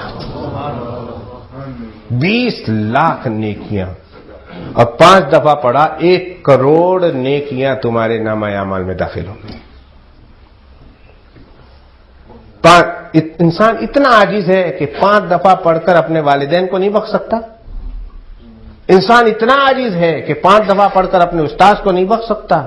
इतना आजिज है कि 5 मरतबा पढ़कर अपने आबा और अजदाद को नहीं बख्श सकता. इतना आजिज है कि 5 मरतबा पढ़कर अपने साथियों को नहीं बख्श सकता. अंदाजा लगाओ, 1 करोड़ नेकियां 5 सेकंड एक कलमे को पढ़ते हुए लगते हैं और 1 मिनट में आप 5 मरतबा ये पढ़ लेते हैं, लेकिन सवाब के एतबार से मेरे आका ने फरमाया 1 करोड़ नेकियां अल्लाह तुम्हारे नामा अमल में दाखिल कर देंगे. बैठकर जन्नत के घर बना रहे हैं, जन्नत का महल तैयार हो रहा. तुवल इनाबत इला दारिल खुलूद, आखिरत के घर की मेहनत कर रहा जिस तरह हो सके. दोस्तों ये मौका है, ये उलमा आए हैं, ये इसीलिए तो ये इवेंट रखा गया है कि इस इवेंट के मौके पर आपको बताना था, एक तो देखो कि तुम्हारे भाई तुम्हारे किस कदर मुंतजिर हैं तुम्हारी मदद के, किस तरह वो इंतजार की लम्हे बीत रहे हैं, बिता रहे हैं, इंतजार कर रहे हैं कि अल्लाह के बंदो, अल्लाह ने तुम्हें सब कुछ दिया है, अल्लाह के दिए हुए रिस्क में से हमारा भी कोई हिस्सा निकालो. और देखो हजारों लाखों तंजीमें काम कर रही हैं, लेकिन ये उलमा की जमात है जिनकी सरपरस्ती भी उलमा कर रहे हैं, जिनकी सरपरस्ती भी मशाइख कर रहे हैं, जिनकी सरपरस्ती भी अकाबिर कर रहे हैं. और ये आपके पैसे ले जाकर अपनी सवाबदीद पर अपने हाथों से मखसूस लोग और जो लोग जरूरतमंद है, हाजतमंद है, उन लोगों में जाकर गुरबा और मसाकीन में खर्च करेंगे. इससे बड़े आपके लिए और कौन सा अच्छा मौका होगा कि आप इन लोगों की मदद करें, इन लोगों का ताउन करें. उलमा की जमात आपके पैसे ले जाएगी, उलमा ही की सरपरस्ती में ले जाएगी और उलमा ही के हाथों खर्च होगी. क्या हम में से कोई ऐसा नहीं जो उन यतीम बच्चों में से किसी एक यतीम बच्चे के सर पर हाथ रखने के लिए तैयार हो? जरा अंदाजा लगाओ, हम सब मर जाएं, बीवी मर जाए हमारी, मैं मर जाऊं, मेरी बड़ी बेटी मर जाए, बड़ा बेटा मर जाए, मेरा भाई मर जाए, पूरा खानदान उजड़ जाए, और इन तमाम के बीच में एक छोटी सी नन्ही सी मुन्नी सी बच्ची जो 4-5 साल की हो, वो खड़ी होकर अपने अब्बा का इंतजार कर रही हो कि अब्बा अभी पानी में गए हैं, अभी आएंगे, अम्मा पानी में गई है खाना लेने के लिए, अभी आएगी. और चारों तरफ की दुनिया में चारों तरफ नजर दौड़ाकर जब उसे हर तरफ से मायूस होती है तो एक तरफ भागती हुई कहती है, अब्बा हमें छोड़कर कहां गए हो? क्या तुम उसके अब्बा नहीं बनने के लिए तैयार? क्या तुम उसकी जरूरतों को पूरा करने के लिए तैयार नहीं हो? अल्लाह के पैगंबर मस्जिद के लिए ईद के लिए जा रहे हैं, एक बच्चे को देखा बेतहाशा रो रहा, मेरे आका ने उसे उठा लिया, कहा अम्मा ने मारा है? कहा नहीं अम्मा ने तो नहीं मारा. कहा अब्बा ने मारा है? कहा अब्बा ने भी नहीं मारा. कहा फिर किसने मारा? बड़े भाई ने मारा? कहा नहीं बड़े भाई ने भी नहीं मारा. कहा क्या हुआ? कहा या रसूल अल्लाह छोटा सा बच्चा था, कहा मैं फलां के बेटा हूं, फलां मेरी अम्मी थी, अम्मा का इंतकाल हो गया, अब्बा आपके साथ जिहाद में गया और शरीक हो गया, चाचा के घर में रहता हूं और आज ईद का दिन है और सारे बस्ती वाले अपने अपने अब्बा से मिलेंगे ईद की नमाज के बाद, मेरा तो अब्बा भी नहीं है. अल्लाह के पैगंबर अब्बा याद आ रहे हैं, मैं रो रहा हूं. अल्लाह के पैगंबर मस्जिद के लिए जा रहे थे, उस बच्चे को गोद में उठा लिया, उठाकर घर आए और घर आकर आयशा से कहा, आयशा इस बच्चे को तैयार करा दे, गुस्ल करा दे, कपड़े पहना दे, और फिर उस बच्चे से कहा امالک، کیا تو خوش نہیں ہوگا کہ تیرا ابا محمد الرسول اللہ تیری اماں عائشہ بن جائے؟ تو خوش ہو گیا، بچہ خوش ہو گیا، کہنے لگے میری قسمت کے بھی کیا کہنے کہ ابا محمد اور اماں عائشہ ہے۔ اے مسلمان ہو، خدا کا واسطہ اس بچے کی چیخ کو سنو جو تمہارے لیے رو رہا ہے۔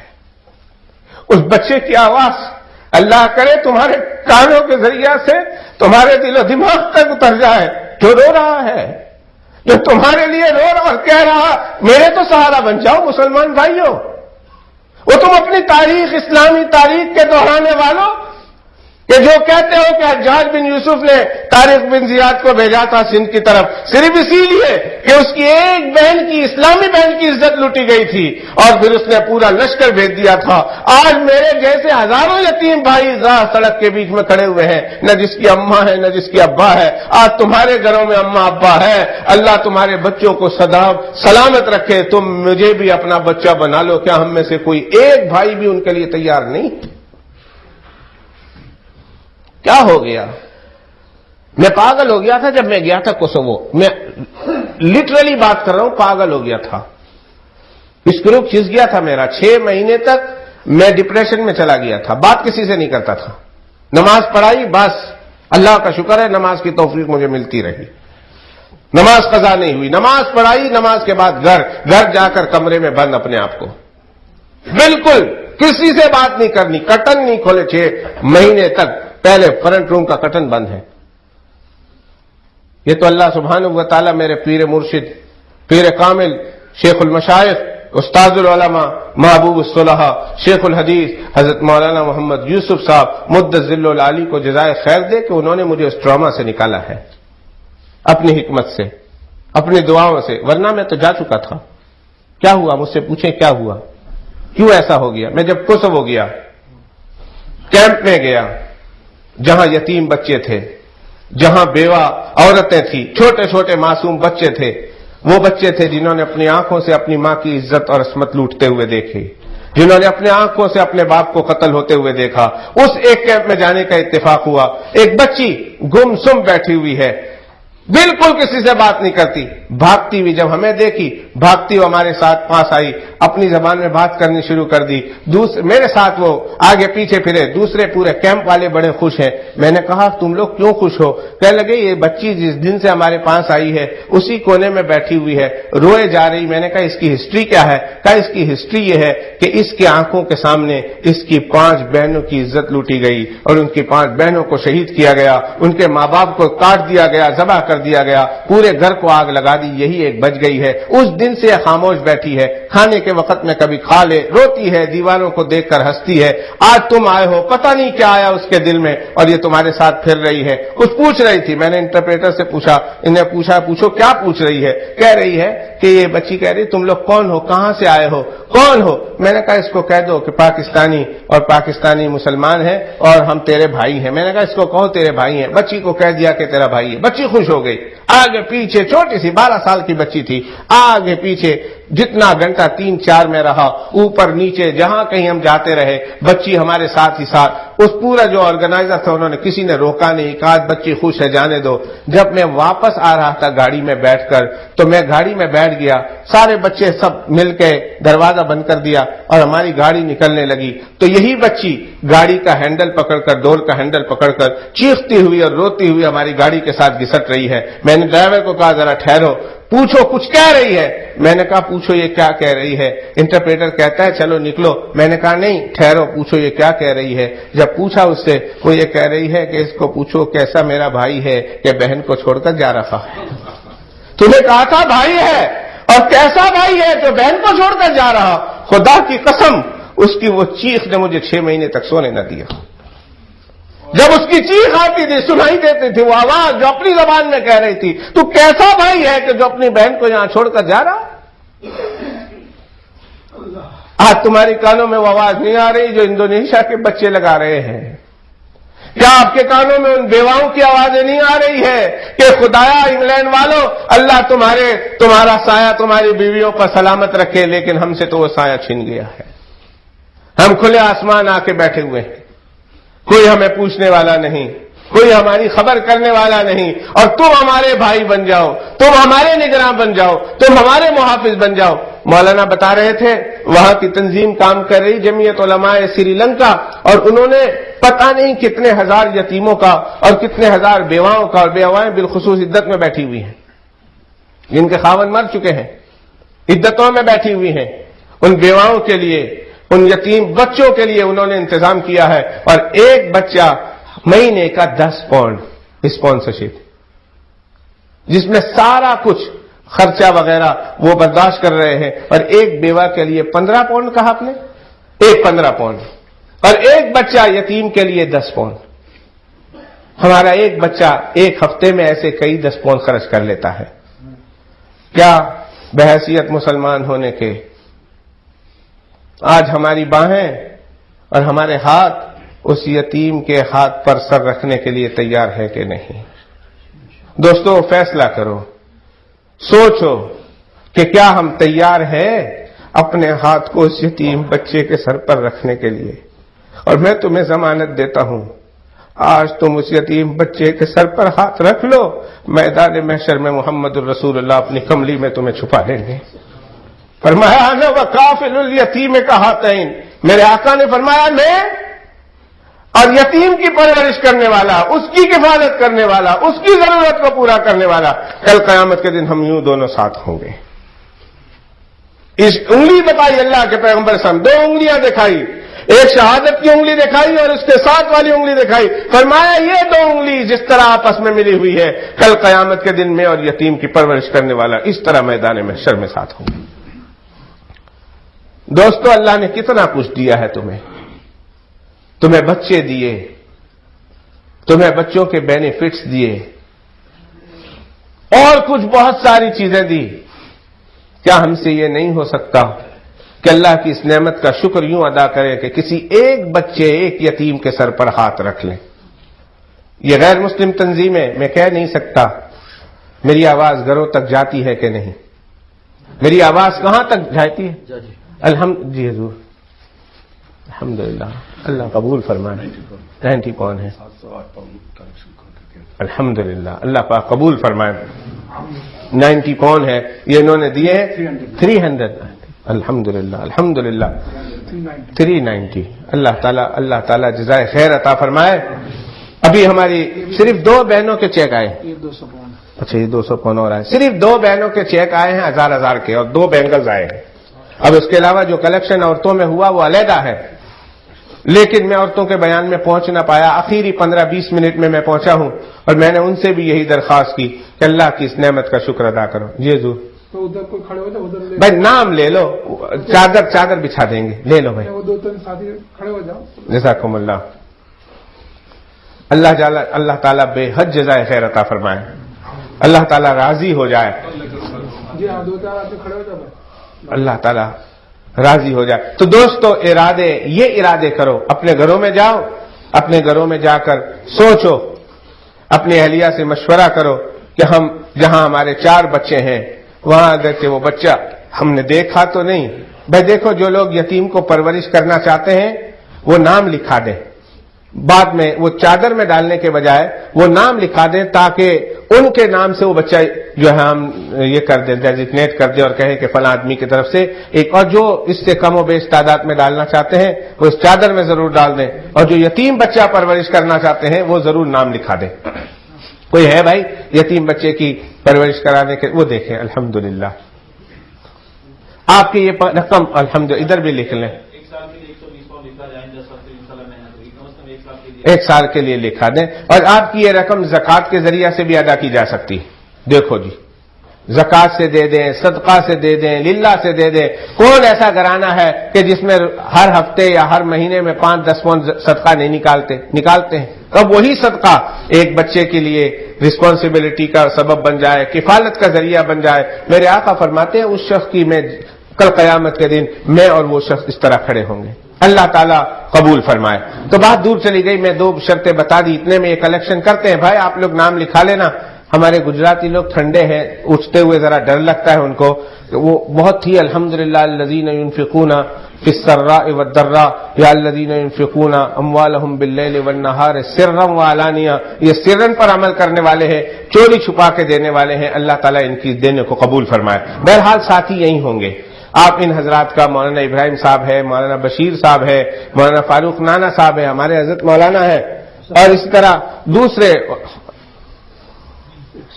120 پون کس کی طرف سے؟ الحمدللہ راوت نام لکھ لیتے ہیں۔ بہرحال جنہوں نے ابھی دیکھیں، ابھی 120 دینے کی ضرورت بھی نہیں ہے، ابھی 50 دے دے، 60 دے دے، جب انشاءاللہ تعالی 1 2 3 مہینے کے بعد جب کوئی رقم آئے گی پورے سال کے جو ہے اس کو پھیلا دے، اور اس طرح اپنے پیسے جو ہے جن حضرات تک آپ نے پہنچانا ہے ان تک پہنچا دیں، انشاءاللہ تعالی ان لوگوں میں خرچ کر لیے جائیں گے۔ تو 2 علامتیں میں نے بتا دی، دل میں نور داخل ہوتا ہے، دل کھل جاتا ہے، دل کھل جاتا ہے، حق واضح ہو جاتا ہے۔ اس کی ظاہری علامت کہا تجافی اندار الغرور، اس دھوکے کے گھر سے جی اٹھ جائے، والانابۃ الی دار الخلود، ہمیشہ ہمیشہ رہنے والے گھر کی تیاری میں بندہ لگ جائے۔ اور میں نے اس ضمن آج آپ کو ایک میں نے تحفہ دیا ہے، تحفہ یاد ہے؟ ایک دفعہ پھر پڑھ کے 20 لاکھ نیکی کما لیں، لا الہ الا اللہ وحدہ لا شریک لہ احدا صمدا لم یلد ولم یولد ولم یکن لہ کفوا احد۔ دیکھیے کل آپ ملیں گے مجھے انشاءاللہ جنت میں، کہو انشاءاللہ، انشاءاللہ ملیں گے، اللہ ملا دے۔ آپ مجھے کہیں گے مولانا صاحب وہ جو ہم پڑھتے رہے نا اس کی وجہ سے یہ مقام ملا ہے، اور آپ وہاں میری دعوت کریں گے، کہو انشاءاللہ، کریں گے؟ یہاں تو کی نہیں، وہاں کریں گے، مفت ہے نا۔ سنتے ہیں مولوی مفت خور ہوتا ہے، یہ تو آپ سب مفت خور ہوئے، وہاں مفت کی دعوت کریں گے، اللہ تعالیٰ کھلائیں گے وہاں، خیر بہرحال وہاں ہماری ملاقات ہوگی۔ تو والانابۃ الی دار الخلود، ہمیشہ ہمیشہ رہنے والے گھر کی تیاری میں لگ جاؤ جس طرح ہو سکے۔ اور تیسری بات والاستعداد للموت قبل ورود الموت، موت کے آنے سے پہلے موت کے لیے تیار بیٹھ جاؤ، تیار ہو جاؤ، any time I am ready. تبلیغ والے کہتے ہیں، خاص تبلیغ میں جو بہت زیادہ منہمک ہو جاتے ہیں، جب کوئی جماعت ان کے پاس جاتی ہے کہتی میرا بسترا تو بالکل دروازے کے پاس ہی ہے، آواز دو تو میں نکل چلتا ہوں، مجھے کہنے کی کوئی ضرورت نہیں، بالکل اٹینشن رہتے ہیں۔ ایک فوجی ہوتا ہے جو چھٹی پر آیا ہوا ہوتا ہے، جو ریزرو فوجی بھی ہوتے ہیں نا، ہر وقت ٹینشن رہتے ہیں کہ ابھی جسٹ کال آیا اور ابھی ہم نے بوٹ پہنا اور نکل جائیں گے، اور ایک دن کے لیے بھی تیار نہیں رہیں گے، ہر وقت تیار رہتا ہے۔ میرے آقا نے فرمایا موت کے آنے سے پہلے موت کے انتظار میں تیار ہو جاؤ۔ کتنے ہیں ہم میں جو اس وقت تیار ہیں یہ کہنے کے لیے کہ آئی ایم ویری کلین، موت آئے تو میں جانے کے لیے تیار ہوں؟ کتنے ہیں؟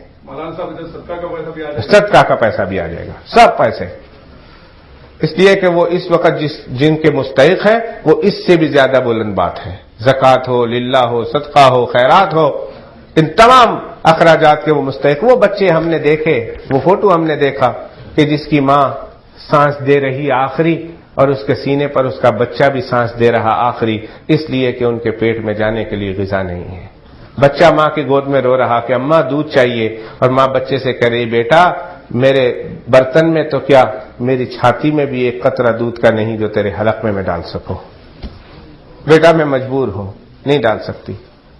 ماں بیٹے کو ایاس کے ساتھ دیکھتی ہے، بیٹا ماں کو ایاس کی حالت میں دیکھتا ہے، اور دونوں ایک دوسرے کو دیکھتے ہوئے اللہ کی رحمت میں پہنچ رہے ہیں، اور ہم انہیں دیکھ رہے ہیں۔ وہ تو پہنچ گئے، لیکن ہم کیا کر سکتے ہیں پیچھے رہ جانے والوں کے لیے؟ یہ ضرورت اس وقت اس بات کی ہے کہ ہم اپنا دیکھیں، بیداری وقت کی سب سے بڑی ضرورت ہے، اور صحیح وقت پہ بیدار ہو جانا یہ سب سے بڑی ضرورت ہے۔ کل اگر آپ سونامی کے لیے کچھ کرنا چاہیں گے 2 سال گزر جانے کے بعد، 3 سال گزر جانے کے بعد، ٹھیک ہے اس وقت کا دینا بہت فائدہ ہوگا، لیکن جو آج جو ضرورت ہے اور آج آپ کی رقم جو فائدہ پہنچا سکتی ہے وہ بعد میں آنے والے دنوں میں نہیں ہے۔ ایک بیداری کی ضرورت ہے مسلمانوں کو، اور دوسرا یہ کہ مسلمان وقت پہ بیدار ہو۔ تو دوستوں میں آخری بات کر رہا تھا، ذرا غور سے سن لو، اب موت کی تیاری میں لگ جاؤ، موت کے لیے تیار ہو کر بیٹھ جاؤ. کسی کے کسی طرح کے حقوق اپنے ذمے نہ ہو.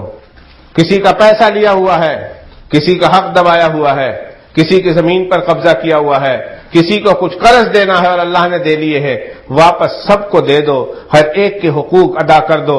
مالی حقوق ہے وہ بھی ادا کر دو, جانی حقوق ہے وہ بھی ادا کر دو, نفس کے حقوق ہیں وہ بھی ادا کر دو. جو کسی کا کوئی حق ہے وہ حق ادا کر دو. اور اگر ادا نہیں کر سکتے تو کم از کم ول بنا کے وصیت نامہ بنا کے رکھ دو. اور پھر جو اللہ کے حقوق ہیں, اللہ کے حقوق کے بارے میں اللہ سے توبہ کر لو اور اللہ سبحانہ و تعالیٰ سے ارادہ کر لو کہ اللہ تعالیٰ جب تک میں زندہ ہوں تیرے ان حقوق کو ادا کرنے کی کوشش کروں گا. دوستو, اگر مجھے ابھی اس وقت ملک الموت آ کے کہہ دے کہ بھیا, وہ اردو کا ایک بڑا شعر ہے, نظم بھی پڑھتے ہیں, موت چپکے سے آ کے بولی چلو اب چلو میرے بھائی, پتہ نہیں اس طرح کے جملے کے ساتھ ہے. چپکے سے موت نے کان میں آ کر کہا بھیا تیار ہو, میں تجھے لینے کے لیے آ گئی ہوں. میں کہوں گا ذرا ٹھہر جاؤ, تو میں نے کسی کے قرضے لیے ہیں وہ لکھنا بھی باقی ہے.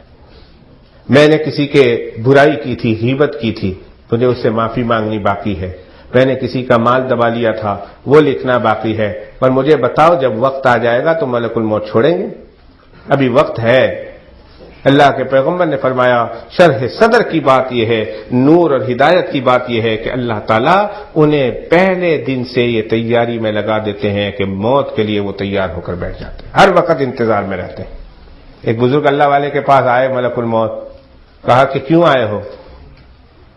کہا جان نکالنے کے لیے آئے ہو. کہا مرحبا مرحبا, پچھلے 30 سال سے تو تیرا میں انتظار کر رہا ہوں کہ کب آ رہا ہے, اتنے تیار.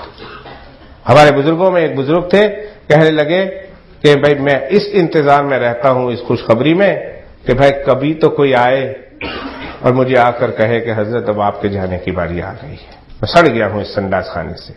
اس سے تیار. اور ہمیں اگر کوئی آ کر کہے تو ہم کہیں گے یار بیجا کوئی نے لے جانی, ہمارا گھر تھی کوئی نہیں چال ہے. وہ ایک عورت تھی, اس کی بیٹی بیمار ہو گئی اور بیچاری بوڑھی تھی, تو دعا کر رہی تھی میرے اللہ میرے اللہ میرے اللہ, میری بیٹی تو ابھی جوان ہے, اس کی شادی بھی نہیں ہوئی, میں بوڑھی ہو گئی, آخی دنیا جوئی لی دی, میں نے اچکی لو اگر رہی ہوں میں نے ابھی اچکی لو, انہیں زندگی میری زندگی بھی اس کو دے دے. پیچھے سے پچھواڑا کھلا تھا, ایک گائے آئی, اس نے ہانڈی میں منہ ڈالا, چاول دیکھا, ہانڈی میں منہ ڈالا تو منہ پھنس گیا. اب وہ کھڑڑ کھڑڑ ادھر ادھر منہ ڈالے, وہ منہ پھنس گیا. بوڑھی نے پیچھے آواز سنی, جا کے دیکھا کیا ہے, تو اس نے دیکھا 4 پاؤں پر کوئی جانور ہے پر دوسرا منہ ہے. گائے نہیں سمجھی, وہ کوئی اور عجیب ہے, کھڑر کھڑر کر رہی ہے, تو وہ سمجھیے ملک الموت ہے. کہنے لگی جو تو بالکل ہاری چھو, بیمار پہ لیتا پڑے لی سے, وہ ماندی نہ تھی, وہ تو چال فر کرو دوڑی نہ تنے જોવા આવી, જે માંદી છે તે પહેલા રૂમમાં તીને લઈ જાજો. ہم کہیں تو چلے گا نہیں, وہ کہے گا بھائی تیرے نام کا ورقہ ہے میرے ہاتھ میں, تو چل. ساری حسرتیں, ساری جو ہے امیدیں, ساری آرزویں اور ساری تمنائیں وہیں لال پانی ہو جائے گی, اور ایسی حالت میں ہمیں دنیا سے چھوڑ کر چلے جانا ہوگا. میرے بھائیوں, اس مجلس کے ذریعہ سے ایک پیغام دیتا ہوں, وہ یہ ہے کہ موت کے آنے سے پہلے پہلے موت کے لیے تیار ہو جاؤ. نہیں معلوم کسی کو کب آنی ہے, جوان بھی جاتے ہیں, بوڑھے بھی جاتے ہیں, ہارٹ اٹیک والے بھی جاتے ہیں. مولانا ابو بکر صاحب ہمارے استاد تھے, بہت اچھے دوست, بہت اچھے مشفق, آئے ہیں گھر میں. اہلیہ سے پوچھا چائے پینی ہے, کہاں, مغرب کی نماز پڑھی. اہلیہ کے لیے چائے بنا کے لے آئے, چائے بنا کر لا کر سامنے رکھا. اہلیہ کو ان کا کپ دیا, خود چائے کا کپ سامنے رکھا, ٹھنڈی ہو گئے تو پئیں گے. چائے ٹھنڈی ہو رہی ہے اور پینے والا دنیا سے رخصت ہو گیا. انا للہ و انا الیہ راجعون. اللہ کی کروڑوں رحمتیں ہو اس انسان پر, اللہ ان سے راضی ہو جائے, اللہ ان کی قبر کو نور سے بھر دے. کہو آمین. ہمارے استاد تھے, اللہ ان کی قبر کو نور سے بھر دے, زندگی کے لغزشات کو معاف فرمائے. معلوم نہیں کہ ہم کب چلے جائیں, زندگی کے کس موڑ پر ہماری ملک الموت سے ملاقات ہو جائے.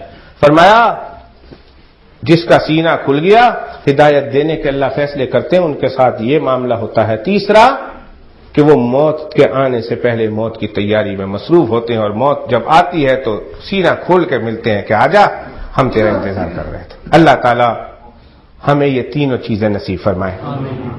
التجافی عن دار الغرور, دھوکے کے گھر سے اللہ تعالی اس کو مقصد بنا کر زندگی گزارنے والوں میں نہ بنائے، اس کو ضرورت سمجھ کر اللہ زندگی گزارنے والوں میں بنائے۔ اللہ دنیا میں رہ کر آخرت کی تیاری کی توفیق عطا فرمائے، اور اللہ موت سے پہلے موت کے لیے تیار ہو جانا اللہ نصیب فرمائے۔ یہ اتنی گزارشات تھی جو میں نے آپ کی خدمت میں کرنی تھی، اور یہی معنی ہے فمن یرد اللہ ان یہدیہ یشرح صدرہ للاسلام کا، کہ جس کے ساتھ اللہ ہدایت کا فیصلہ کرتے ہیں اللہ اس کا سینہ کھول دیتے ہیں۔ دعا کیجئے اللہ ہمارا سینہ کھول دے، اور اللہ سبحانہ و تعالی ہماری ماؤں اور بہنوں کا سینہ کھول دے، اللہ حاضرین مجلس کا سینہ کھول دے، اللہ کل جہاں کے مسلمانوں کا سینہ کھول دے، بلکہ اللہ کل جہاں کے انسانوں کا سینہ کھول دے۔ وصلی اللہ علی النبی الکریم۔ اعلان سن لیجیے۔ دعا سے پہلے انشاءاللہ قاری عثمان صاحب کے پوتے کلام پاک ختم